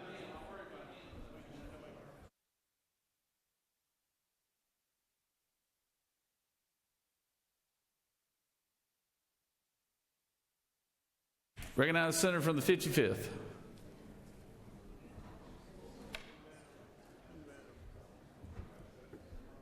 My distinguished colleagues, I paused just a moment. There are great beginnings, and right now we want to pause for today is Tucker Day. It is 10 years ago that a baby was born, and that baby is now. I present the mayor and the people from Tucker, which you all recognize, the good people from Tucker, the city of Tucker, Georgia. This is Tucker Day. Thank you, Tucker Day. Thank you very kindly. Very nice to have the city of Tucker and their leadership here today. Glad to have each and every one of y'all down here today, so thank you. Does any other senator wish to rise on a point of personal privilege? All right, you have before you a consent calendar of privilege resolutions. Does any senator wish to remove a resolution from the consent calendar? Is there objection to the adoption of the resolutions on the consent calendar? Chair hears none. The resolutions on the consent calendar are adopted.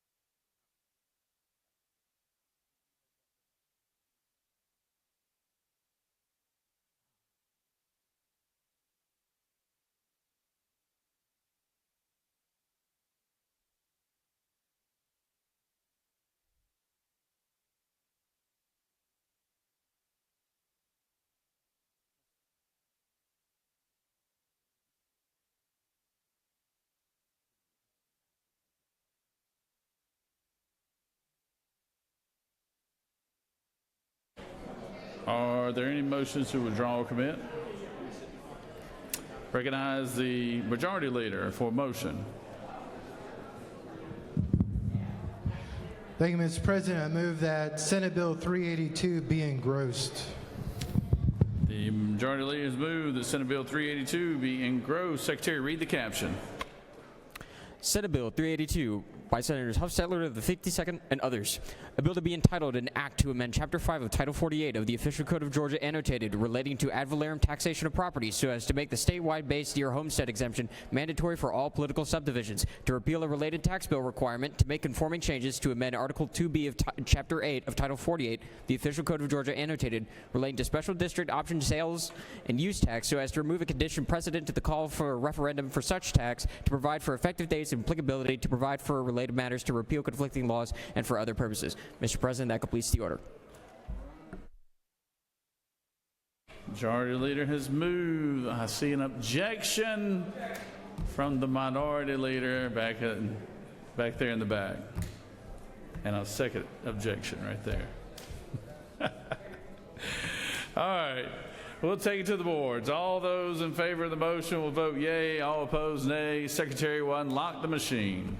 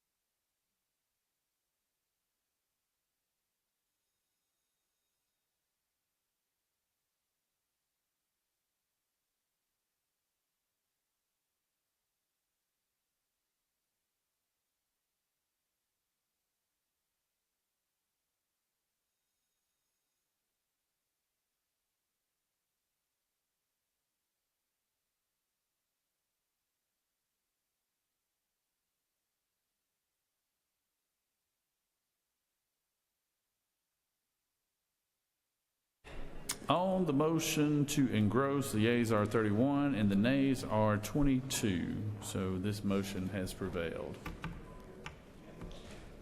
Moving on to the rules calendar. Secretary read Senate Bill 420.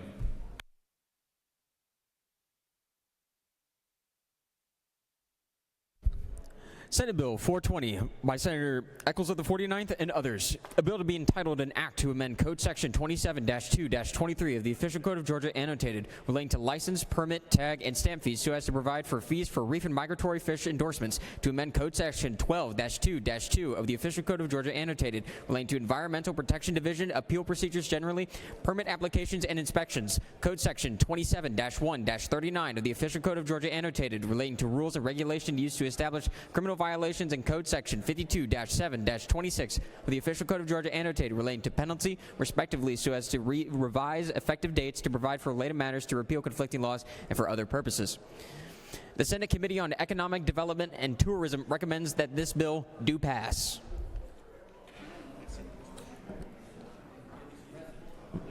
Mr. President, that completes the order. I recognize the senator from the 49th District to speak to Senate Bill 420.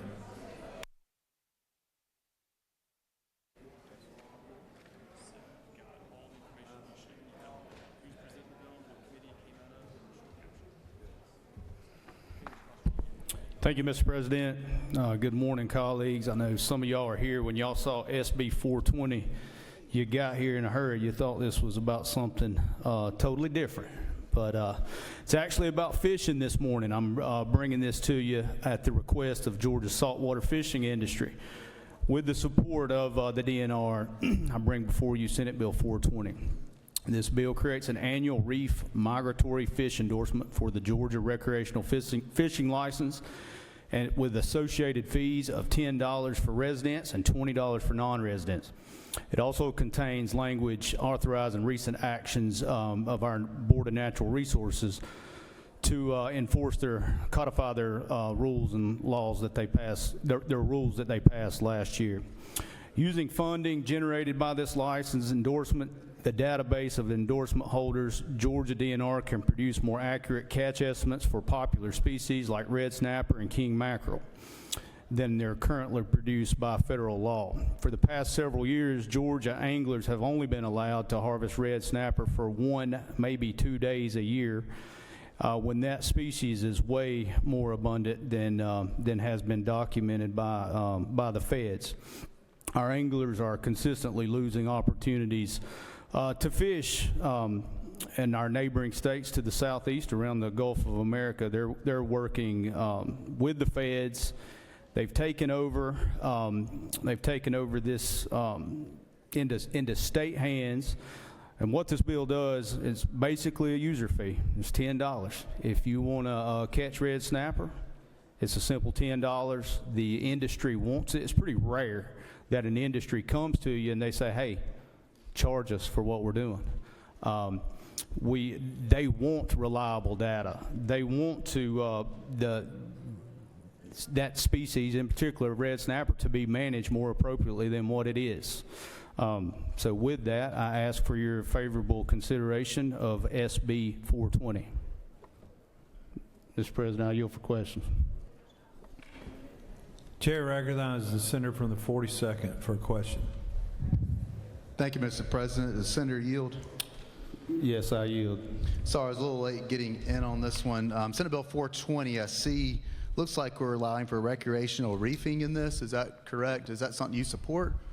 Excuse me, would you repeat that? It's recreational reefing. Is that something that you support? That's reef, not reef. E-R. That's R-E-E-F. Do you further yield? Senator, further So yield. what's the difference between reefing or reefer and reef? I don't know. I would yield to the senator from the 42nd. I'm sure he can teach a lesson on that. No more questions.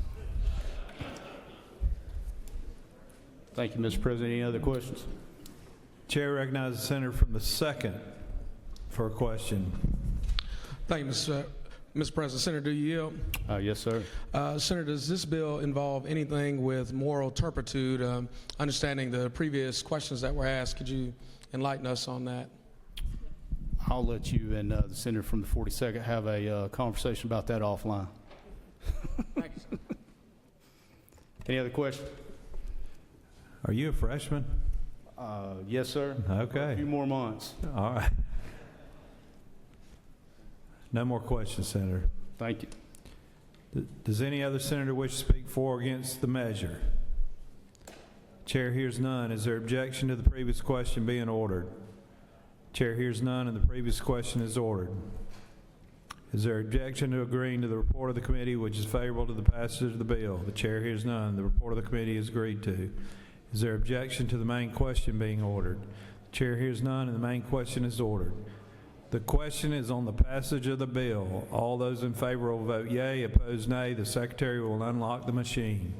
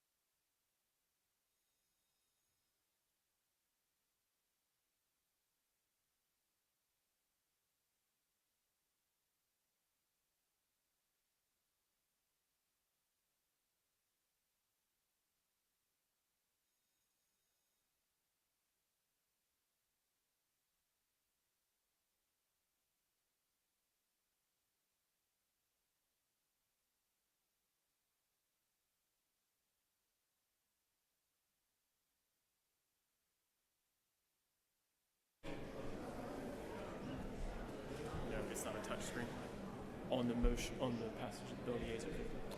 On the passage of the bill, the yeas are 52 and the nays are 0. This bill, having received the requisite constitutional majority, is now passed.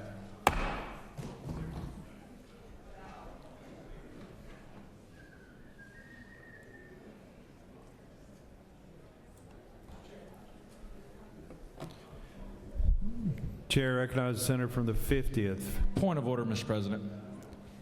What's your point of order? Isn't it true that because of the senator from the 49th, it's a bad day to be a red snapper in the state of Georgia? Gonna wear them out. Thank you, Senator. Secretary, read the caption of Senate Bill 382.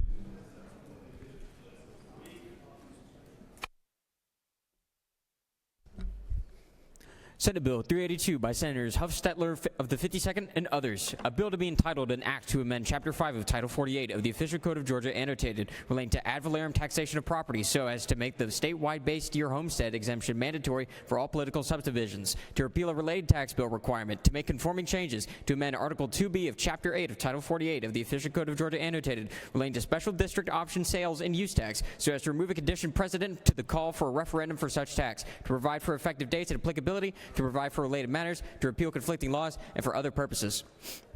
The Senate Committee on Finance recommends that this bill do pass by substitute.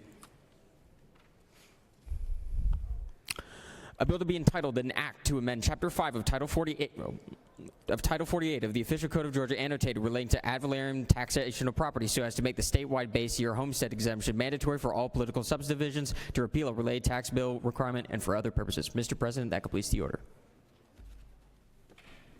I recognize the senator from the 52nd to speak to Senate Bill 382.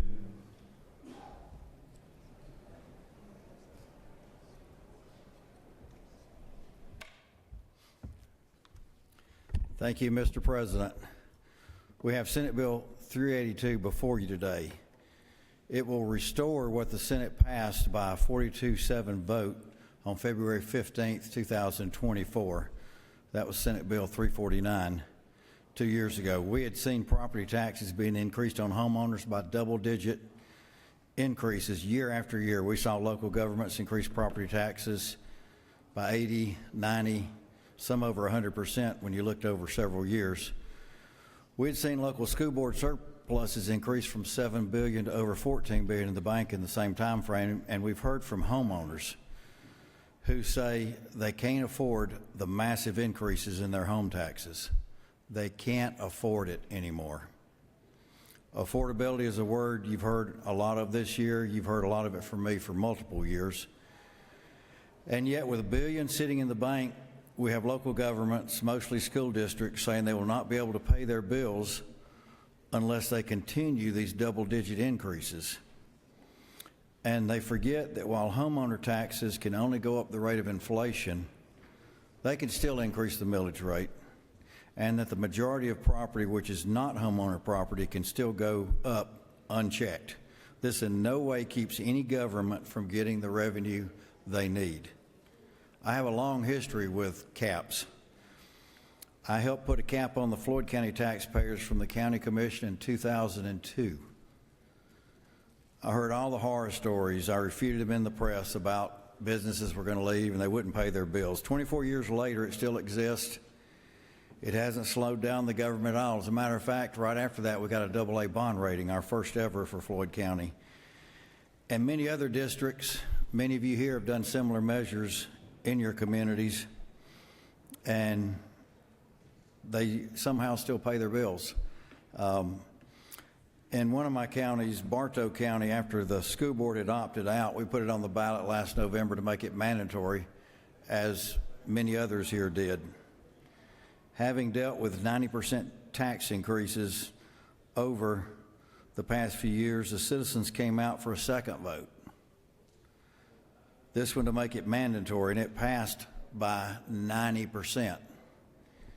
In that same election, there was a PSC election. Some people voted one way and some people voted another, but they all came together and voted for this measure, this simple measure. So we're here because the original bill got changed on the other side with an opt-out. And I know many House members over there didn't want that either, including the two that helped us in Bartow County, the senator from 37th and me, and the two House members to put a local measure on. So shockingly, or not shockingly, 70% of the school districts opted out, about 20% of the cities did, and so here we are with the majority of Georgians not having the protection that others have. And I looked around the country at other states who have a cap in place, some for a while, some recently. In Florida, Texas, Nebraska, Massachusetts, which has a 2.5% cap, South Carolina, Oklahoma, Arizona, California, Colorado, Delaware, Michigan, New York, New Jersey, Oregon, New Mexico, and Iowa. I didn't see an opt-out in any of them. That guts the protection for the homeowner. That means affordability is continuing to be a major problem. Now, there's a second part of the bill, and that's the flossed penny that came out of the House, but we agreed to that would allow a penny to apply towards property taxes. 39 counties put it on the ballot. 90% of them passed it this year. One of them said the money doesn't get to us quick enough, and they didn't like that part of it. So this is going to address that. And if this passes, it'll be available for all 159 counties and 535 cities. In Gordon County, in my district where it passed, the city of Calhoun says they will eliminate their property tax. In fact, the data shows that 2/3 of the cities in Georgia will be able to eliminate their property tax. The one change in this bill is to address their concerns, which was legitimate, which is to get the money to the citizens earlier. The original bill says the money collected this year will be taken out of property taxes next year. The change says that the penny tax collected through June 30th of this year and any subsequent years will be taken off the taxes in this year. This November, those 34 counties will see in many cases hundreds of dollars less on their property tax bill. So this will correct what we probably should have done in the original bill, and that's to get the money to the people as soon as possible. Now, I did hear one concern that I did want to address, because many people have stricter restrictions. In Floyd County, we don't have an inflation. It's frozen what it is. Others have restrictions in place very similar around the state, and that was like, we don't want this to supersede what we've got. And it doesn't. It doesn't change the original language in House Bill 581.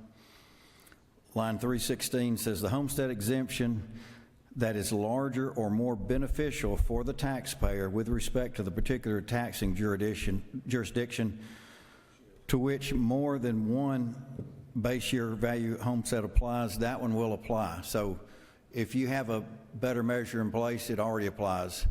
My county didn't opt out, even though they got a freeze, because they said we don't have to opt out. The law says our freeze occurs. Some counties, perhaps with misunderstanding, opted out thinking they needed to. They didn't need to. Their freeze would have stayed in place. So I did want to address that. The bill simply restores the original intent that this Senate overwhelmingly passed out and gets the floss money to the taxpayer sooner. Mr. President, I urge that we pass this affordability bill in a bipartisan manner, and I'll certainly yield for any questions. Thank you, Mr. President. You do have questions, Senator. Chair recognizes the senator from the 32nd for a question. Thank you, Mr. President. Mr. Chair, would you yield? Certainly. Isn't it true that this bill does not affect senior tax exemptions in the counties? Correct. This has nothing to do with any senior tax exemptions in place. I know you've got a pretty generous one in Cobb County as one of your counties, and I don't know which county you're referring to, but it does not affect that at all. And would you further yield for one more? Certainly. And Senator, isn't it also true that this does not affect the sales taxes in the various counties? It has no effect on the sales tax. I think some people, because the House has a bill that they're looking at that does affect the sales tax, maybe are getting them confused, but this has no increase in sales tax. The only thing that's there is that original penny of floss that they can go before the voters and ask for. Thank you, Senator. Chair recognizes the senator from the 37th for a question. Does Senator yield? Certainly, from my good co-senator of Bartow County. I appreciate that. As you know, I represent not only Bartow County, but parts of Cobb County as well. A big issue I'm hearing from my constituents is housing affordability and predictability and stability. We heard some discussion earlier about cost of insurance going up. Lots of things are coming at our constituents. Isn't it true this bill gives certainty and predictability in the overall cost of your home that wouldn't exist without this bill? Correct. In your home, the maximum they can increase it is the rate of inflation instead of the assessments that have gone up sometimes $100,000 on homes, and people get massive tax increases that they didn't budget for. And in many cases with some of the seniors, they are on fixed incomes, and it's certainly affecting their ability to stay in their home. Does the gentleman further yield? Certainly. I represent a county that's got a large school district. Our school district's budget's around about $1 billion in scale and scope in Cobb County. We've got more than 100,000 students. I talked to my school district. This is going to have an impact on revenue in our school district per year, potentially $14 million. But isn't it true that relative to a $1 billion budget, if you have a $1 billion budget and you have a $14 million fiscal impact, isn't that a relatively low fiscal impact for a school district that scale when you balance that against the impact it has of predictability and stability for homeowners? It is. We've seen that in Floyd County, where we've had the free zone since 2002. It's not that big of an impact. In addition, all the property other than homeowners, which still goes up the rate of inflation, it just doesn't go up more than inflation. All the other property is unchecked, and there is a millage rate, though I found a lot of them would much rather have a backdoor tax increase than raise the millage rate. Does gentleman yield for one further question? Certainly. So as a lawmaker from a constituency such as ours, if we've got a very strong commercial base, as Cobb County does, there's a very strong commercial tax base, that's going to continue to grow in a very healthy way. This really only limits the costs on homeowners. So conceivably, if our commercial digest continues to grow in a healthy way, there may be almost a very, very little fiscal impact, but it's really only businesses that are covering that and commercial entities, but homeowners are locked in and kind of kept stable. I certainly think the senator from 37th knows of which he speaks. Appreciate the bill. Thank you, sir. No further questions, Senator. Thank you, Mr. President, and I urge your yes vote on this bill. Chair recognizes the senator from the 44th to speak to the measure.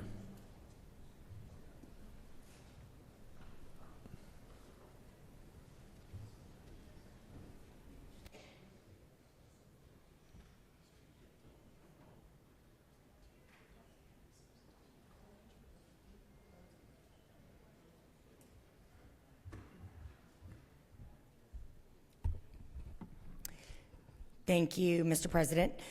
This legislation has a lot of great things in it, and certainly is a well-intentioned effort to help with the affordability crisis so many of our families are feeling in many, many different aspects of their lives.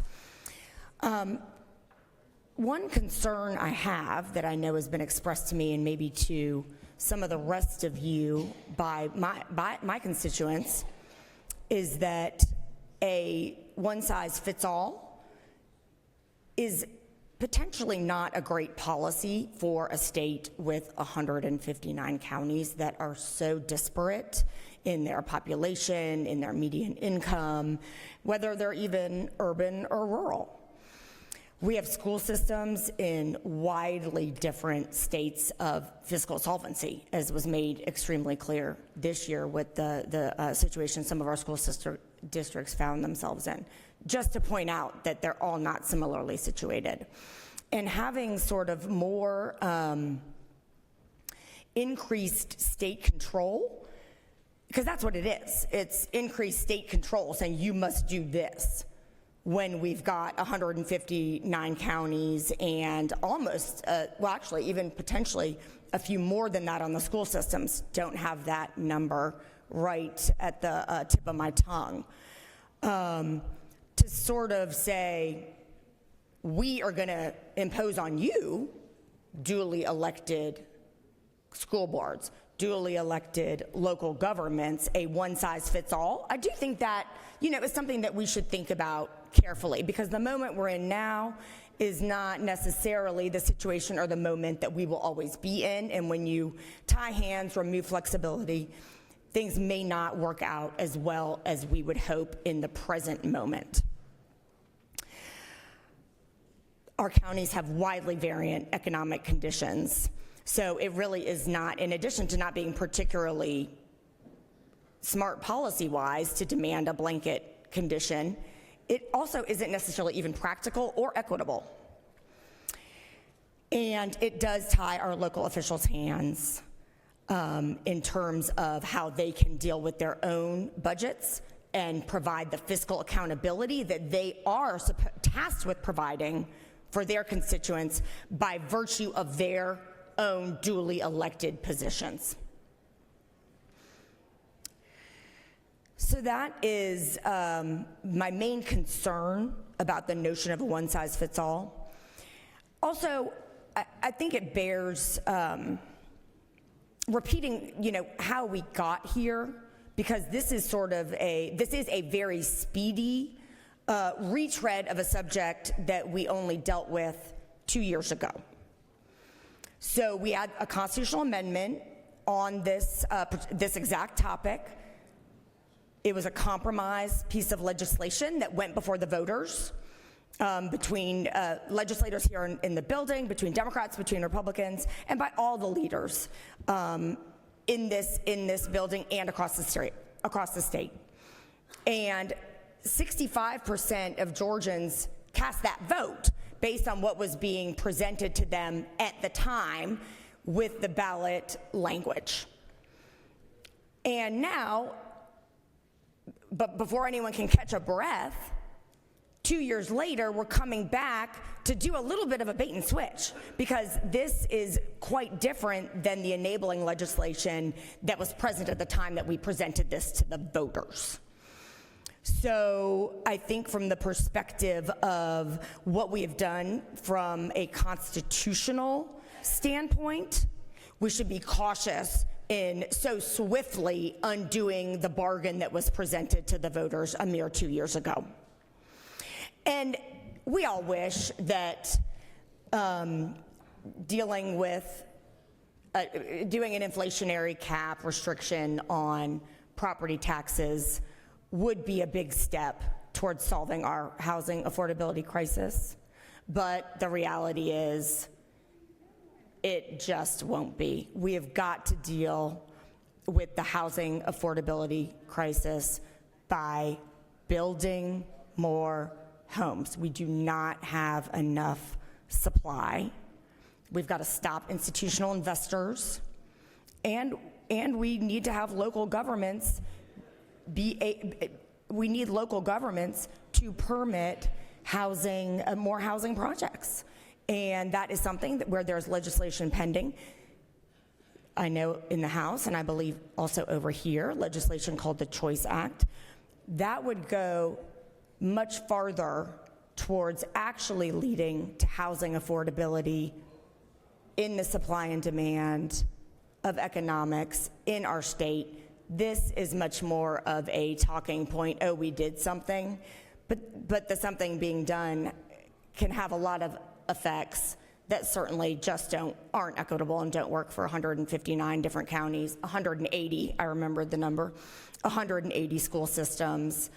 So meanwhile, we should really be focusing on like real solutions that are gonna cut out a lot of the red tape that we currently have that leads to the lack of building that we really need to see. We really need to see a lot more build, baby, build, and this just isn't gonna get the job done, so let's not kid ourselves that this will result in anything that's gonna make a meaningful difference in housing affordability. So with that, Mr. President, I'm happy to answer any questions, or I shall take my seat. You do have questions, Senator. Thank you, Mr. President. Chair recognizes Senator from the 36. Thank you. Does the senator yield? Yes. Yield to the senator from the 36. Senator, we, I believe, represent the families with children in Atlanta schools. Yes. You on the DeKalb County side and I on the Fulton side. And isn't it true that our school system in Atlanta, which is one of the two largest school systems in the state, I would argue, has had to conduct a tremendous assessment of how many schools can continue to be opened. Isn't that correct? That is correct. Yes. And we've seen very close to where you live, close to where I live, we've seen schools shuttered in the plan that the school board in its wisdom has had to devise to make the finances work. Isn't that true? That is true. And further question, isn't it true, and you may not be aware of this given that we are in different counties, but in the county of Fulton, our commercial assessment revenues that are produced are lower than a year ago. That's right. Yeah, the digest fell. So how much do we want to hobble public education? Just how far should we go in that regard? And doesn't this set of facts lend itself to the wisdom of a decision to vote no on this bill at this point in time? You make some great points, Senator, and there are actually a number of other school systems in my district, and I'm sure many of our colleagues that are in the same position with falling enrollment, and they're having to make tough decisions. And I think that it just goes to show how not all counties are similarly situated. And with the falling digest, we've had a digest that's gone way up, and part of that is because of the lack of supply. But there are market forces at work, and you point that out by saying Fulton's digest has actually gone down now. And it won't be the only one, and it won't be the only time. And so when you're in a period where housing prices are falling, that's the market correcting. And how much do we really want to interfere with some of these free market forces that are important for funding services? So I agree with you, Senator. Thank you very much. No further questions. Thank you, Mr. President. I yield the well. Chair recognizes the senator from the 31st to speak to the measure.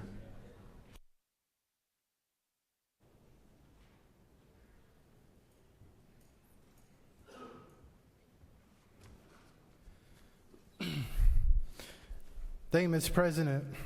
I rise today to address a fundamental disconnect between the rhetoric we hear from our colleagues across the aisle and their actual voting record when it comes to the financial well-being of Georgia families. Every day in this chamber, we hear about passionate speeches about affordability, about the cost of living, about helping working families end meet. When yet presented with the opportunity to return hard-earned money to Georgia taxpayers through meaningful property tax relief, those same voices fall silent. Their votes tell the real story, a story of a political philosophy that rather see government grow than see Georgians fulfill the American dream. My colleagues on the other side of the aisle work every day and talk about affordability. They express concern about rising costs. They speak very eloquently about the struggles of working families. They vote to maintain a system where local governments face no meaningful constraints on their ability to burden homeowners with ever-increasing tax bills. This is not mere hypocrisy. It represents the fundamental misunderstanding of what affordability actually means to Georgia families. High property taxes that do not pay a family for the costs that they cannot budget for at home. When the air conditioner breaks in July, when the car needs unexpected repairs, when medical bills arrive, property taxes just don't downward accommodate these realities. Instead, they represent an inflexible, ever-growing obligation that families must meet regardless of their circumstances. Homeownership has been considered the cornerstone of the American dream. Yet property taxation represents something more insidious. It's a tax on the dream itself. Indeed, it's the very essence of the cradle-to-grave government to require citizens to continue paying rent to the government for as long as they own their home. You purchase a home, you pay your mortgage, you maintain your property, you invest in your community, and yet you truly never own it. Because failure to pay your property taxes and the government will come take it from you. This is not ownership in any meaningful sense. It's a perpetual tendency with the government as your landlord. Ronald Reagan understood this principle deeply as the governor of California and later as president. In the late 1970s, as governor, he witnessed firsthand the property tax crisis devastating California property owners. Property assessments were skyrocketing and in some cases doubling and tripling within just a few years. Senior citizens who had paid off their mortgages decades earlier were being forced from their homes because they could not afford tax bills. Young families were locked out of home ownership entirely. The crisis reached peak in 1978 with the passage of Proposition 13, the landmark initiative that capped property taxes and limited assessment increases. Governor Reagan was an enthusiastic supporter, and he declared that, quote, "The people have spoken, the era of tax and spend is over." But Reagan's support wasn't just a political calculation. It reflected his deep political and philosophical conviction about the property relationship between the citizens and their government. He understood that when the government could seize your home for failure to pay for every increase in taxes on your home you already owned, you weren't truly free. You were a tenant of the state. This understanding only went deeper during Reagan's presidency. This relationship between taxation, freedom, prosperity, that Democrats today don't understand, and they can't sell it. Georgia Senate Democrats believe that just like Reagan said, quote, "Government's view of the economy can be summed up in just a few simple words. If it moves, tax it. If it keeps moving, regulate it. And if it stops moving, subsidize it." This is a devastating critique of the progressive philosophy that sees government as the engine of prosperity rather than the people themselves that are in South Georgia or inner city Atlanta right down the street from here. High taxation is not an economic problem, it's a moral one. Every taxpayer is involuntarily working on the part of their government.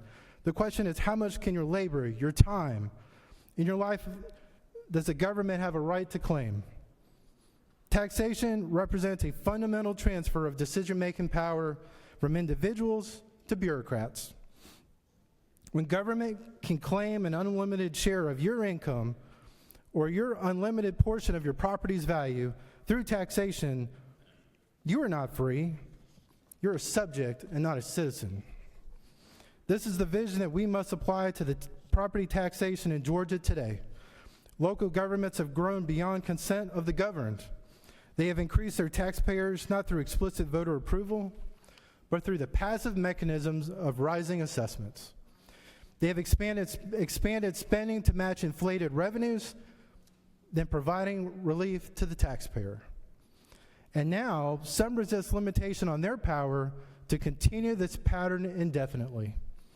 Reagan once warned us about this rhetoric that we would hear from those that oppose tax relief. He said the most terrifying words in the English language, "I'm from the government and I'm here to help." When local governments tell us you need unlimited access to property values to quote unquote help the community, remember what Ronald Reagan warned. When they claim that limiting taxes will devastate essential services, ask yourself, did they provide proportionally better services when the revenue was doubled?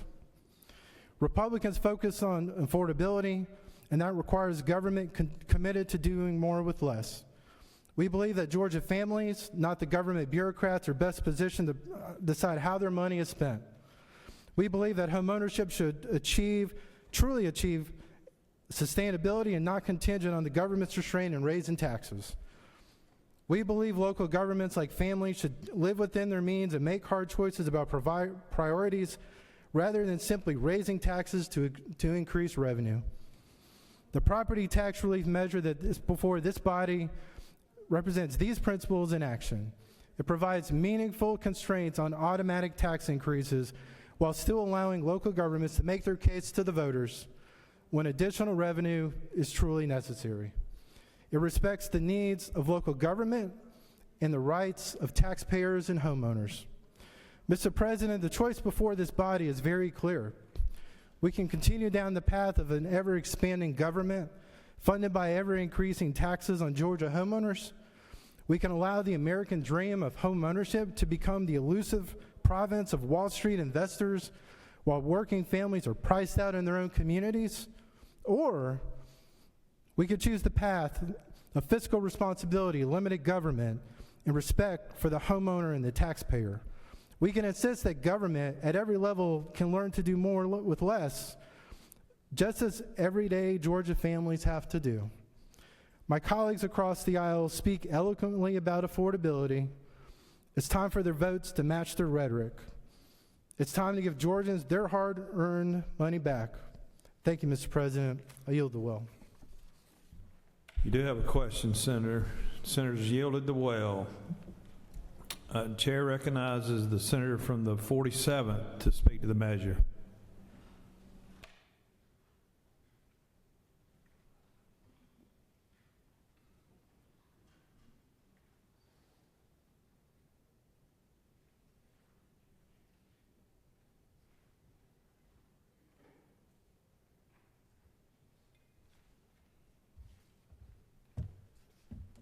Well, thank you, Mr. President. I think all my colleagues in here know how much I hate coming to the well, talking about legislation and what we're doing. But I want to tell you, for me, it's a little bit different. Most of y'all in here know that I spent 20 years, 10 as a city manager, 10 as a county manager. I've also run 2 development authorities for another decade. Probably more than most people, I understand a little bit about taxes, what's going on.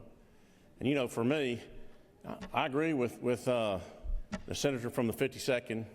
You know, when we talk about what's going on with people needing relief, they've got to have some help.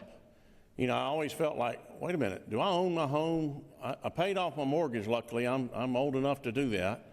But I get to pay the government all the time. Now, I'm not against paying the government. And in this case, you know, the best part about when I pay my local tax bill, it's all local. It's people that I get to see in the grocery store, people that are leaders in my community that are setting my tax rate. But, you know, unfortunately, they've got a job to do, and some of them have very limited capacity to where they can collect money. So to me, the more that I look at it, I said, okay, there's got to be a way to make this work. I hate it that I feel like I do pay rent on the property that I've paid for to my local government, but I'm glad it all stays local. You know, one of the things I've said, and believe me, I've done about all the things you can do on the local side of the government. I've been lucky enough to be able to serve in the state Senate. And, you know, I understand a lot better about the state budget and what's going on.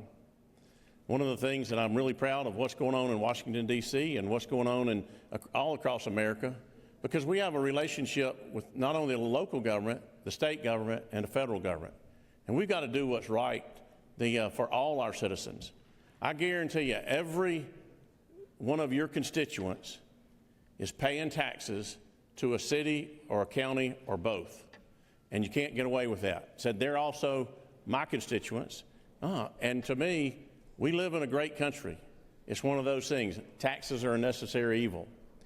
Now, I want to share with you, and it's one of those things that for me, I don't know. Some of y'all read all the emails that come to you. I try to read every email that I get. And I had a constituent send me an email Sunday. I was reading it. Unfortunately, he attached a Word document. Then I don't just open a Word document from somebody I don't know. So I texted him back or emailed him back and said, hey, would you send that to me so that I can read it without opening up on a thing? Just because we live in a virus-filled world. Pretty sad state of things. But this email was from investigator Sean Allen Parton. He's a constituent of mine, lives over outside of Comer, Georgia. He goes on, and it's kind of a lengthy 4-page document. But he goes on and tells me a little bit about him and what's going on in his world. He talked about he always wanted to be in law enforcement. He said his first experience there was he was a ranger at Stone Mountain Park. Eventually he went to work for Newton County, actually as a ditch digger, worked in their water system. From there he got an opportunity in Oconee County to be a jailer for the sheriff back in 2000. He went on to the police academy, graduated, and became a sheriff's deputy there in Oconee County for several years. Fast forward today, he's an investigator for the Jackson County Solicitor General's office. The reason I bring you this is not because of him, but because we all have our lives. And to me, one of the things that he goes on to talk about is his daughter, Brianna. His daughter, he got a phone call from one of the medics in the fire department that said they received a call from his granddaughter. She was 6. My mom's unresponsive. I don't know what to do. My mom can't do anything. She had, and I'm going to share this because he told me I could. He said that his daughter was hypoglycemic. Any of y'all that are diabetics and know what that means, you go into shock in that case. They had all the right things to try to address that, but unfortunately the technology failed. And so for me, his daughter suffered with the fact that she's now fully bedridden. She has to be cared for 24 hours a day, and he has her at his home, which he built in Madison County a few years ago. And I'm going to read this to you because this is the important part of the letter. Our rainy day fund couldn't hold up to the disastrous storm we are facing and dwindled overnight. Any and available savings we had been spent. The money set aside for our property taxes now have to make a choice. Use the last bit of savings we have to pay my property taxes, which will save me from losing my home, or keep the last bit of savings we have left held back to pay for funeral expenses for my daughter. This is an impossible choice we have to make. And this is the kind of choice that our everyday citizens are looking at. Nobody has a crystal ball. Only God can tell how long his daughter will live. But he goes on in the letter to say, my tax bill was due 12/20/2025. I have already received letters from the county threatening action regarding my 30-day delinquency. Taxes are real. I understand the need for taxes. I think everybody in here does. To me, we want to make them as plain and simple as we can be. Doing something like passing this measure that Senator from the 52nd has brought to us is going to do that. And this is where I'll ask you to vote favorably on the measure to make sure that every one of our Georgia citizens understands we feel their pain, we know what's going on, and we want to try to make it as open and honest as we can. Thanks for your time. I'll yield the will. Chair recognizes the senator from the 54th to speak to the bill.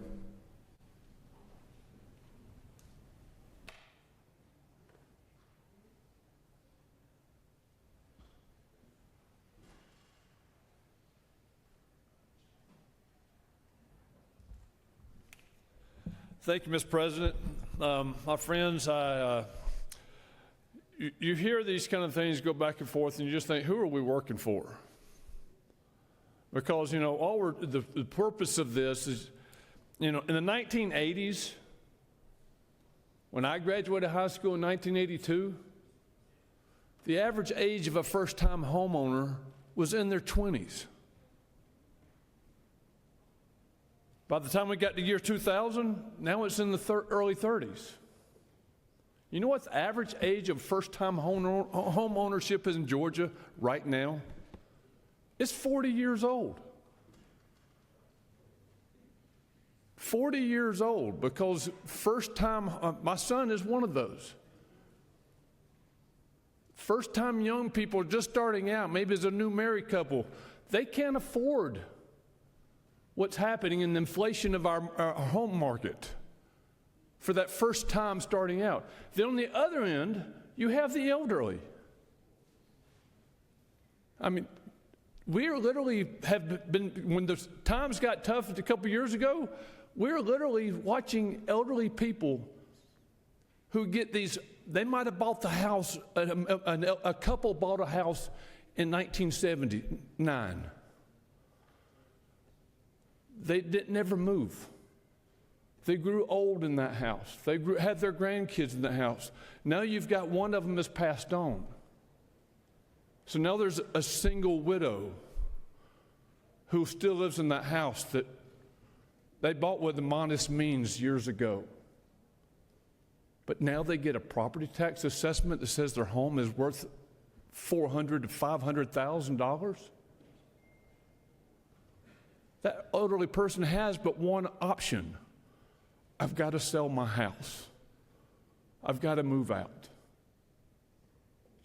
Forget the grandkids getting to keep the property. Forget to keep the property that was in our namesake. Forget all that. It's got to go because I got to have somewhere to live. And the government that says they're going to take care of me is literally the one that's putting me out of my home. That's what this is about. We're not trying to railroad something through. We're just trying to make sure we're taking care of those on the front end and those on the back end and with home ownership. Because I'm sorry, but when you can't take care of those who are in need of care, that says a whole lot about a society. It says a whole lot about a society that won't care for those who need care. And when we're not doing everything we can to make sure that future generations have access to home ownership, because that was the quintessential American dream. That was the cornerstone of the American dream, was home ownership. Now you have to wait till you're 40 years old in 2025 to get access to that American dream. That's all this is about. So let's just make sure that we're doing everything we can to cap the ones that are out of control. That's all this was ever about, is making sure that we're not, there's some entities that they literally, let's be honest. There are some communities, they were going to put local ordinances in place for new home development. And by the time they put those new ordinances in place for the new home development, we're talking about $500,000 homes. So they're literally assessing these properties so high that they're going to drive off the people in the middle class. They're going to drive off those people who can't afford that first-time home. All we're doing is trying to make sure that we're keeping the playing field fair for both the young and the old and everybody in between. That's all this bill does. So I would encourage everyone to please vote for this. Let's help those young people that are first-time homeowners, and let's help the elderly keep the homestead that they've had in their home for maybe 60 years. And not have a widow woman have to give up her family's home because she can't afford the taxman's bill. Mr. President, I yield the well. Thank you.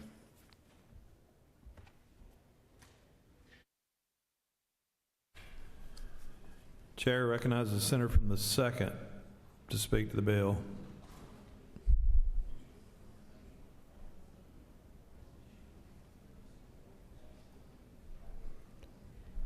Nice sports coat. I like it. Well, thank you, Mr. President. I did not plan to take to the well today, but since my colleagues have talked about the issues with affordability and folks owning a home, I want to talk about the folks that can't even buy a home. I want to talk about the state minimum wage in the state of Georgia. That's $5.15. I want to talk about the corporate welfare that we hand out. I want to talk about how we've cut the corporate income tax rate before we've cut the personal income tax rate if we were serious about it. I want to talk about the cost of living and how much groceries cost. I want to talk about the senator from the 28th had legislation to talk about how do we address the ever-growing population of corporations that go up on the rent 3 to 5 times the amount than what folks may make. We could talk about payment source discrimination. We could talk about HOAs and POAs and how they have taken folks' property, but we want to address property taxes. It's easy to go after local government because we can't go after the big corporate bailout that we gave. The same way I came to this well last year and I talked about tort reform, the bailout for insurance companies. We're good at doing one thing and saying another. If we truly wanted to help the lowest common denominator, Matthew 25 says, when I was hungry, you fed me. When I was naked, you clothed me. When I was in prison, you came and ministered to me. And when asked, when did you do all these things to Jesus? He said, when you've done it to the least of these, you've also done it to me. Then we would absolutely fund and make sure the children had summer lunch programs and folks weren't hungry. We would make sure that there weren't any homeless folks sitting on a $14 billion surplus, because if we truly wanted to help the least of these among us, we have the power through a budget to appropriate it and do something about it if we were serious about it. Now the question becomes, where does our moral compass actually lie? Because if we wanted to make sure that folks did not lose their homes for property taxes, then I would have saw a bill to make sure that family in Sparta, Georgia wanted to keep their property so the railroad didn't come through. We didn't talk about them folks. We pick and choose what we want to come and discuss in this. Well, now we want to talk about affordability. Well, the Georgia Senate Democratic Caucus has been talking about affordability. We've been talking about raising the minimum wage. We've been talking about an earned income tax credit. We've been talking about fixing this child care issue that we have in our state. You're talking about home ownership. Well, some folks can't even own a home because they're paying child care that costs just as much as a mortgage payment. If we're serious about it, we would address the things that folks are actually dealing with, because many of my folks aren't even homeowners, they're renters. So they're paying double and triple the taxes because they're renting the property. So what are we going to do to help renters to stay in the homes that they're renting? How are we going to address those issues with affordability? Because everybody is not a homeowner.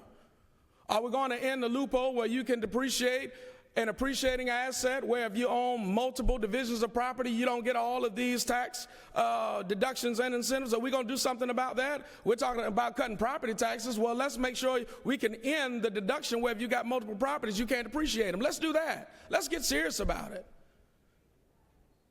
Let's not come and talk about we're going to cut taxes in the local community, because guess what? The trash man is in somebody's community. The police officer is in somebody's community.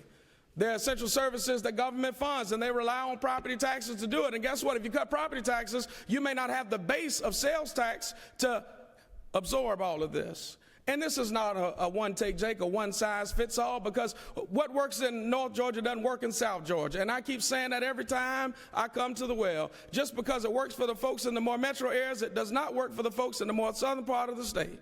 Because folks want to see the road get paved. They want to see the sidewalk get fixed. They want to see these things happen. Well, the only way that happen is somebody got to pay the concrete man. Somebody got to pay the street paving man. Somebody got to pay the trash man, the firewoman, the policewoman, all of those things. And nobody ever thinks about, well, you know what, I may need insurance until you get sick or hurt. That's when you think about insurance. You don't think I need these services from government until you pick up the phone and say, somebody should do something about that. Oh, who's that going to be? That's going to be government. So if we really want to address the issues with affordability, we wouldn't just be coming out in this budget with needs-based aid either. We would have been doing that. If we were serious about it, we would address child care. If we were serious about it, we'd address the income inequality. We'd address the health care inequality that we face as a state. If we were serious about it, we would have expanded Medicaid by now to ensure that working folks had health care. So if we want to be serious about affordability, come talk to me. We've got a slew of bills that the Democratic caucus has put together, and I would be more than happy to have you co-sign on any of these pieces of legislation so we can actually do something about affordability. Now, if we want to work together on this, colleagues, we can do that in a bipartisan effort. But just don't come and just say this is exactly what it is and expect me to vote yes. If you want to work with us, we'll work with you. Come talk to us, and we'll find a way to do it together. But if you want to have a top-down approach, then guess what? That's what this will be. But if we're going to talk about affordability, don't come and give me a vain speech about affordability when we've been talking about it for a while. You just talking about affordability because you done lost a few elections. And with that, Mr. President, I yield the well. Hey, Senator, you have several questions. Sadly, the senator has yielded the well.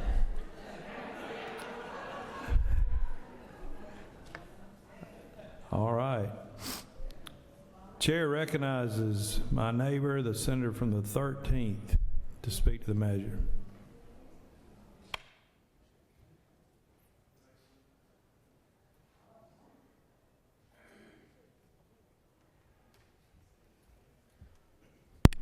Thank you, Mr. President.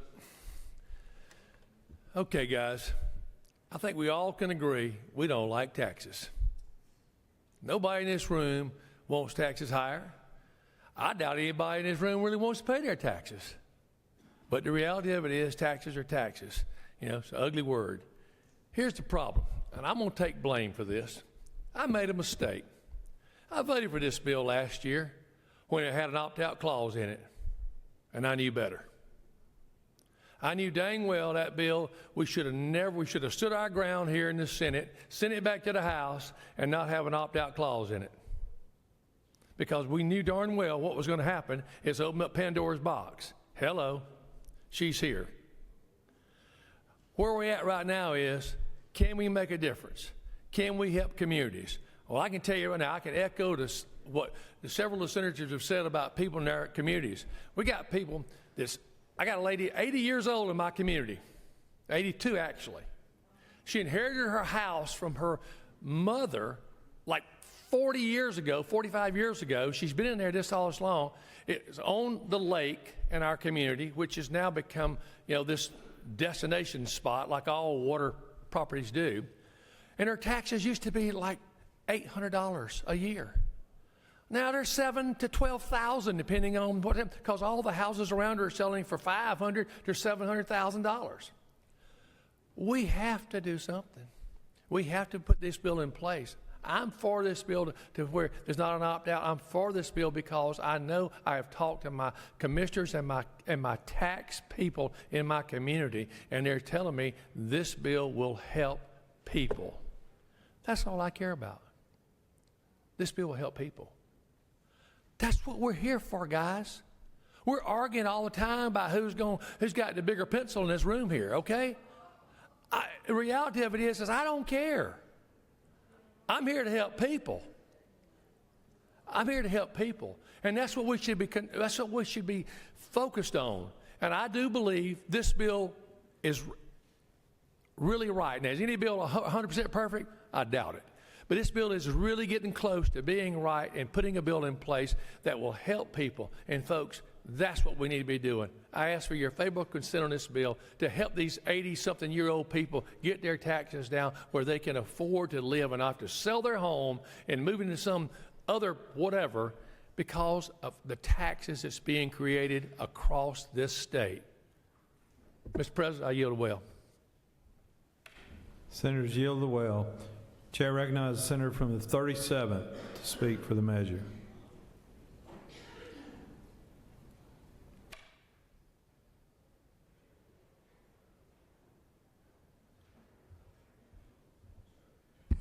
Mr. President, ladies and gentlemen of the Senate, I'm going to reach out to regular Georgians and explain what this bill's doing in plain terms. And I share this in the spirit of bipartisan outreach. I believe members of the Democrat caucus would be well advised to support this because I think it's good for your constituents.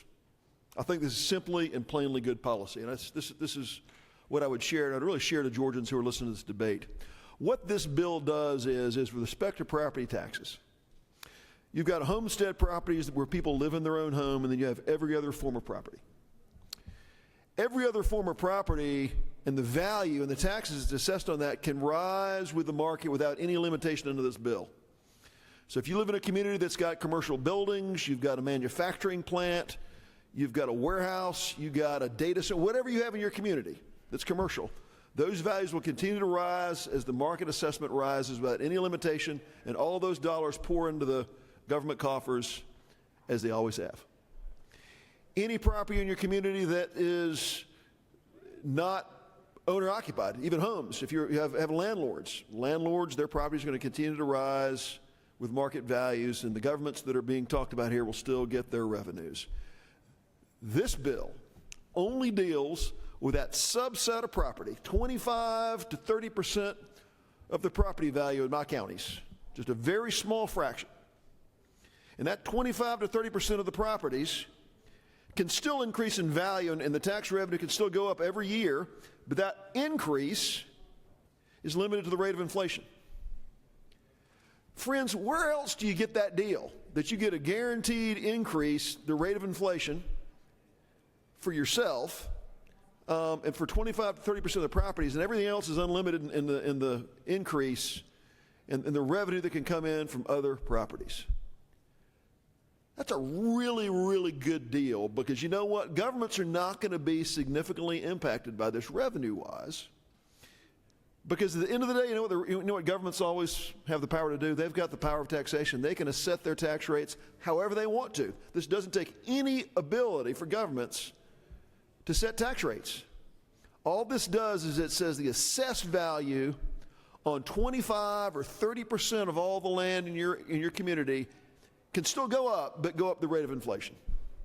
Friends, that is a very, very small impact on government's ability to tax. But you know what that is? That is a significant impact for homeowner predictability and certainty to be able to stay in their homes. There's a lot of words that are thrown around as well. A lot of distractions we've heard today in this debate, but I'm talking to my friends in the Democrat caucus. I want you to join your Republican colleagues and support this proposition, because the powers to tax in our governments are still very, very significant across the entire commercial property base. And they can still go up at the rate of inflation for the residential homes, 25, 30% of the land value of your communities. Government can still see increases in those values go up at that rate. Government still controls the keys. But what's important is there's nothing this Senate has voted on in my time in this Senate that's had a bigger impact on housing affordability for regular people. Not concepts, not down the road, not setting conditions, not a big broad bill, but specific impact for homeowners to give them affordability, predictability, and stability of the overall cost of their homes than this proposition.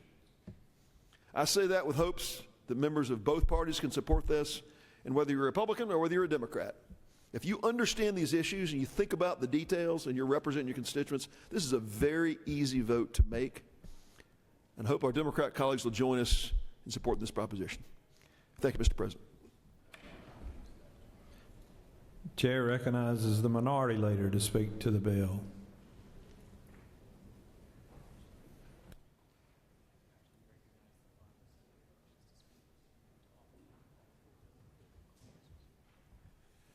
Thank you, Mr. President. I'll be brief. One of the reasons why we're here, the reason why we're even here, is because we actually did have a compromise between the two parties. Between the two parties here late at night to actually be able to send this to the voters.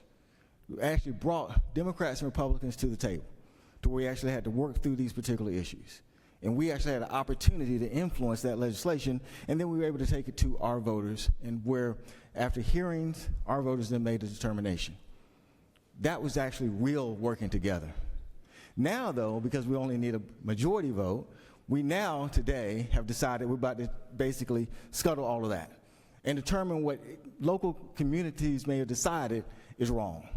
What we decided that night when we actually did have a compromise, we actually did work together, was wrong, only because now it only takes majority. That is very interesting. But we should not be lectured to, as a good friend from the senator from Second was saying, as far as who cares about whom. Very interesting thing, Georgia just recently applied for the Rural Health Transformation Program coming out of the President's office. In that application, rural health, in that application, it stated that Georgia's rural community suffers from higher poverty rates. Had to say that to be able to get the money. That's the application from the governor's office of Governor of Georgia.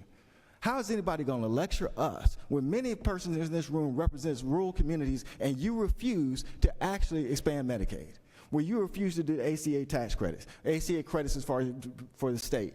How are you going to lecture us when your own communities, by your governor, as it applies for funds, says that rural communities suffer from poverty? That's not a Democrat saying that. That's the state of Georgia saying that to get money. You know what your communities suffer. But you're going to come in here and lecture us that we don't care about our communities because we won't pass something that basically is reneging on something that we agreed on. But yet you have not done something as far as Medicaid is concerned, as far as health care is concerned, but yet the state acknowledges that those communities are suffering from poverty. How is anyone going to lecture us when those same communities, where many people realize that you would destroy your public schools, have actually said those things, that you'll destroy your own public schools, but yet you vote for vouchers and allow those schools to be destroyed, but going to come in here and lecture us about who cares and doesn't care about their communities, when you actually can admit and say that these things are actually going to happen, but actually still vote against the interests of your particular community? So we're not going to take any lecturing. We were at the table before. We came to this compromise, and now because it only takes a majority, the compromise goes away, and we're supposed to go back to our communities and say, even though you guys wanted this, many of your communities have actually opted out of this, even though this is what you wanted after hearing, hours after hours, discussions. We had debates all over the place in Augusta. You were wrong, and the Republican majority is right now. But don't come in here and lecture us about who cares about what. I could go through the same mechanics that Senator from the 2nd talked about. As far as all the things, when we start talking about higher costs as far as rent is concerned, we have a bill that's been presented by the senator from the 28th to talk about giving the counties the option of even having local rent control. That can't even come up for a hearing. So there's going to be no lecturing today. We ought to vote this bill down, because what the people decided just 2 years ago, as far as a real compromise and bringing us to the table as Democrats, was real. Now what's basically happened is trying to give us a lecture and say, you better do what we say at this particular point in time. And we're not going to go for that. We're not going to take lectures from somebody when the own state of Georgia says that many of your communities live in poverty and you won't even help them. With that, I yield the well. Senators yield the well. Chair recognizes the senator from the 31st. He waives. Chair recognizes the senator from the 27th to speak to the measure.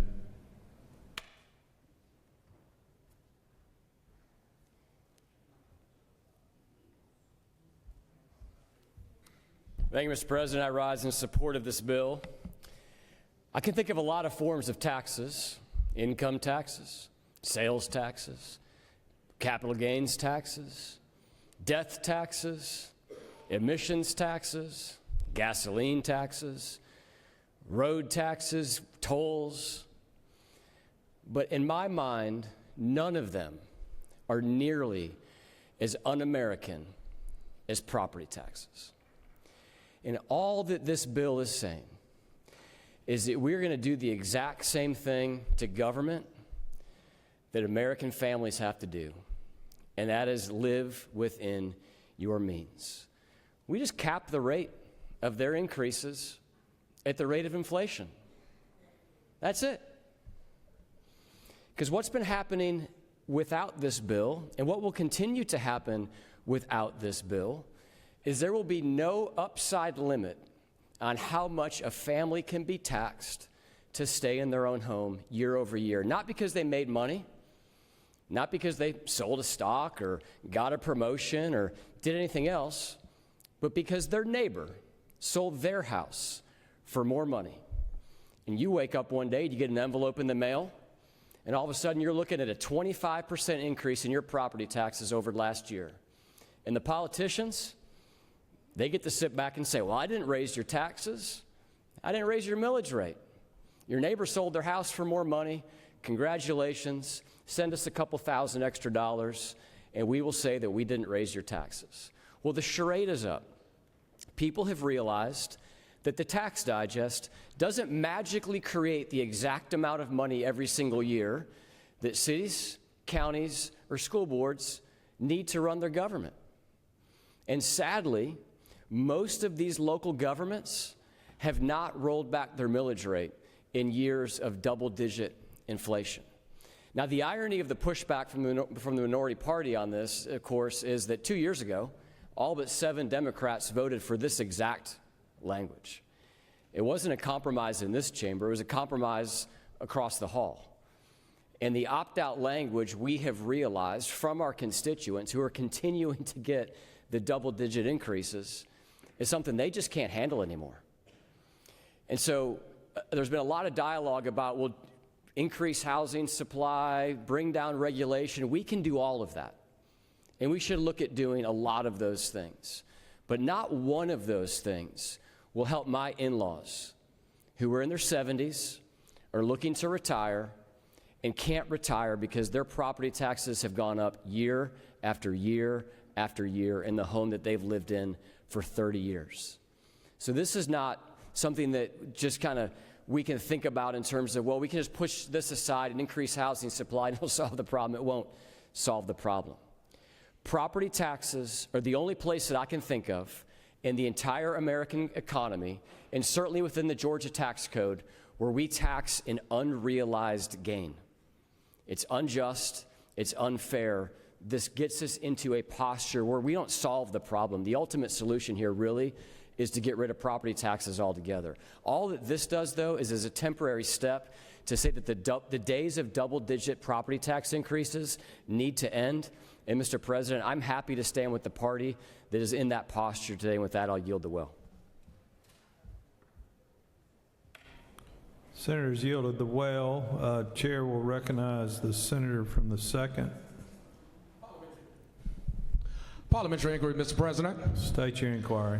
Mr. President, does the majority party have a bill to end the Development Authority's ability to give property tax abatements in its legislative priorities? That's a question each and every senator will have to answer for themselves. Chair recognizes the senator from the 27th. Parliamentary inquiry. State your inquiry. Mr. President, is it not true that one can abolish a local development authority if they wish by dropping local legislation? I believe the senator knows of which he speaks. Chair recognizes the senator from the 14th. Parliamentary inquiry. State your inquiry. Mr. President, isn't it true that I'm going to purchase for the majority leader a little bell that he can ding anytime a candidate for statewide office speaks in the chamber? That's an excellent idea. Kind of reminds me of the rules chairman's bell. Maybe we could get the same make and model. Okay, Chair recognizes the senator from the 35th to speak to the measure. And just so you know, I think I will offer the senator from the 52nd an opportunity to close debate after this, I hope. All right. Thank you, Mr. President. I really have appreciated the debate on the floor today. I wanted to just give you all a few numbers.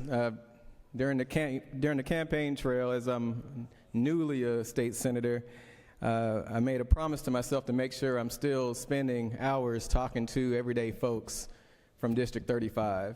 And this past Saturday, while we're all iced in and snowed in, I got a chance to take a couple hours and just call voters. And a familiar conversation came up, and I was talking to a woman who was not quite old enough to take the senior exemption, but not making quite enough to keep up with everything going on with her property taxes. We had a really long conversation. Let me just share some numbers with you, and I see many of you have your calculators out on your calculator app. From 22 to 23, her property taxes rose $119. From 2023 to 24, her property taxes went up $489. From 2024 to 2025, her property taxes have increased by $1,013. This woman was in tears saying, do something. It didn't feel appropriate at the time to say, well, Republican strategy is this and Democratic strategy is that. There has to be some kind of boiling point where it says the strategy of this state is to do something. That our solution, the scale of our solution needs to match the scale of the problem. I don't think this solution is great. It's okay. It's something. But it's not enough. And just like you, I've been in plenty of presentations where somebody is telling you what they're doing in their organization and they have a bullet point saying we're doing this for literacy, this for this. But you know, well, it sounds good, but the scale of the solution is nowhere near to the scale of the problem. If we're going to be honest about having this unpredictable rates when it comes to property values, I am assuming that this body is going to have that same passion with the unpredictable rates when it comes to car insurance, the unpredictable rates when it comes to health insurance. I hope that we're not going to just bore down into our little rabbit holes and our silos when it comes to other areas of affordability. This is one step But it's like medicine. If you take an antibiotic for a day, for a partial dose for one day, it's not going to do anything. That antibiotic got to be at full strength for 10 days if you want that thing gone. And those of you who've been through some situations, you know. You take the right medicine for the right dose and for the right length of time. The scale of the solution has to match the scale of the problem. It is my prayer that this body will take seriously the full scale of the solution. I am looking forward to just as a robust debate when it comes to our other unpredictable costs. I'm a small business owner. I need to be able to predict what's coming the best I can with my few employees. They're depending on me to make good decisions to plan for the future.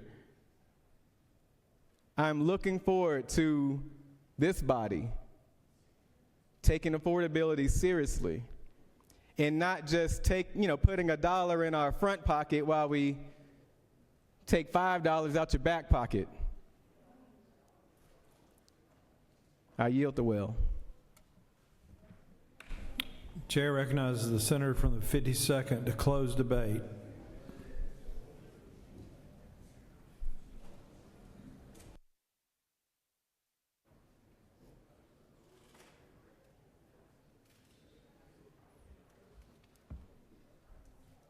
Thank you, Mr. President. I hate that we got off on a lot of other issues here today. I do try to work, as always, in a bipartisan manner.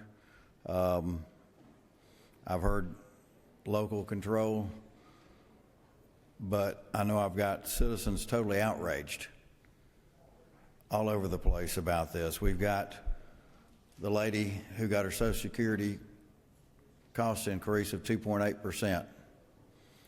And this asks the local governments to do the same 2.8%, but not even that restrictive, just on the minority of the property that's homeowner, stick to that 2.8% for that lady and do it.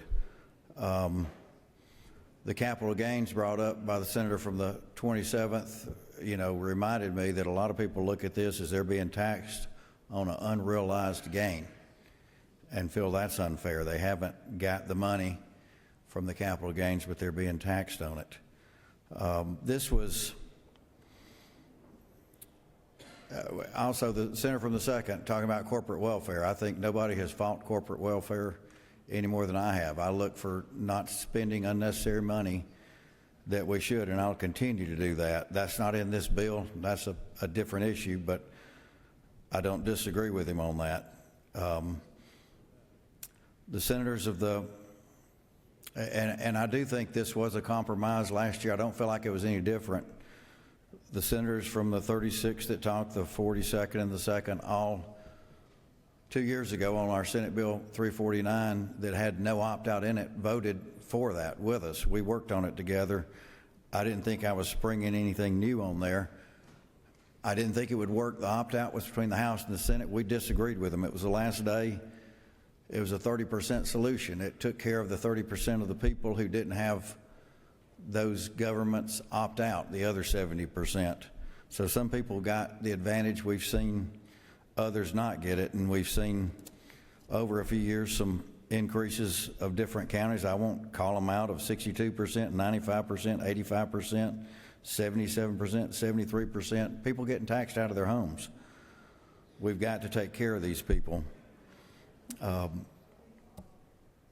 I think this measure puts us back to what we all voted for 2 years ago. The citizens approved it, and too many local governments took advantage of the opt-out and said, we don't want any control, and the citizens are crying for help all over the state. Does this solve all the problems in the state? Absolutely not, but it will help those homeowners perhaps stay in their home and not get these outrageous increases. So I would urge everyone here to vote for affordability for our homeowners in Georgia. Mr. President, I yield the well. The question is on the adoption of the committee substitute. Is there objection to the adoption of the committee substitute?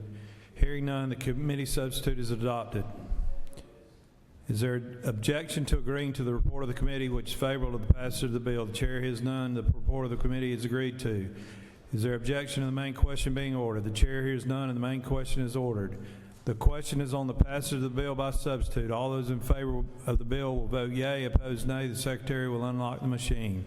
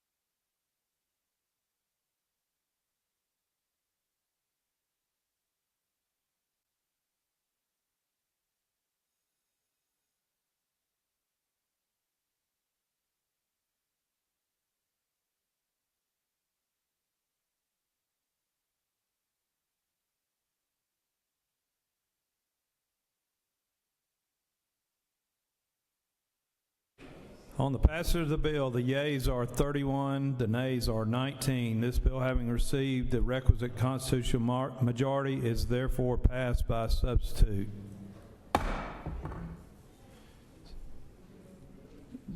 Senator from the 19th, what purpose do you rise? Mr. President, I ask unanimous consent that we transmit that bill to the House.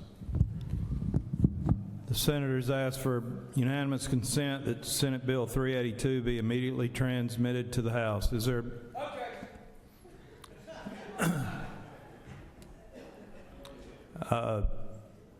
Senator from the 19th, what purpose do you rise? Okay. We do have an objection. Y'all want to put it on the board? All right. All those in favor will vote yea. Those opposed vote nay. The secretary will unlock the machine.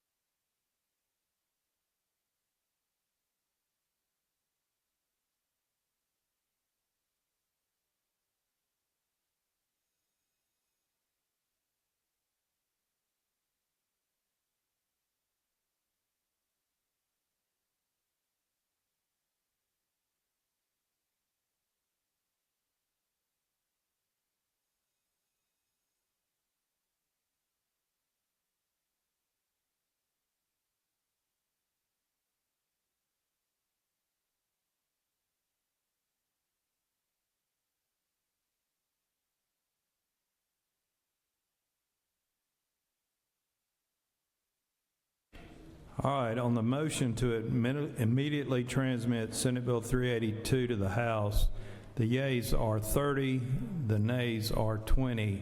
The motion fails.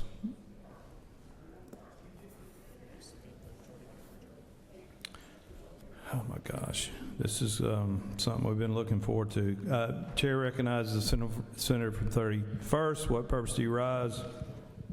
Mr. President, after we just passed the bill that addressed affordability in Georgia, I move that the Senate stand adjourned until 10 a.m. Wednesday, February 4, 2026. Secretary, read the announcements. The Rules Committee will meet upon adjournment in room 450 of the Capitol. The Children and Families Committee will meet at 2 p.m. in room 450 of the Capitol. The Retirement Committee will meet at 2 p.m. and 310 of CLOB. The Education and Youth Committee will meet at 3 p.m. in room 307 in the CLOB. The Insurance and Labor Committee has been canceled at 3 p.m. in Mezzanine 1. The Higher Education Committee at 4 p.m. will be in room 307 CLOB. The Regulated Industries and Utilities Committee will meet at 5 p.m. in room 450 of the Capitol. Mr. President, that completes the order. Chair recognizes the senator from the 8th for an announcement. Well, we've had a spirited debate today, but I hope we'll never debate the fact that we all support our state's farm families and our #1 industry. So today at 5 o'clock in the Blue Room at the depot is the Georgia Agribusiness Council reception, and in the morning at 7:30 is the Agribusiness Council breakfast. So I hope all of y'all can join if you can. Thank you, Mr. President. The Majority Leader has moved that the Senate stand adjourned and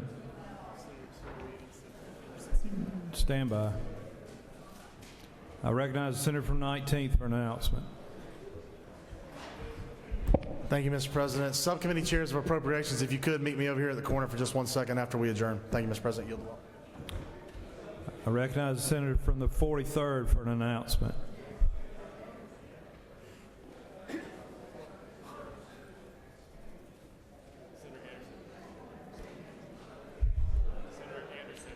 I recognize the Senator from the 43rd for an announcement. He waves.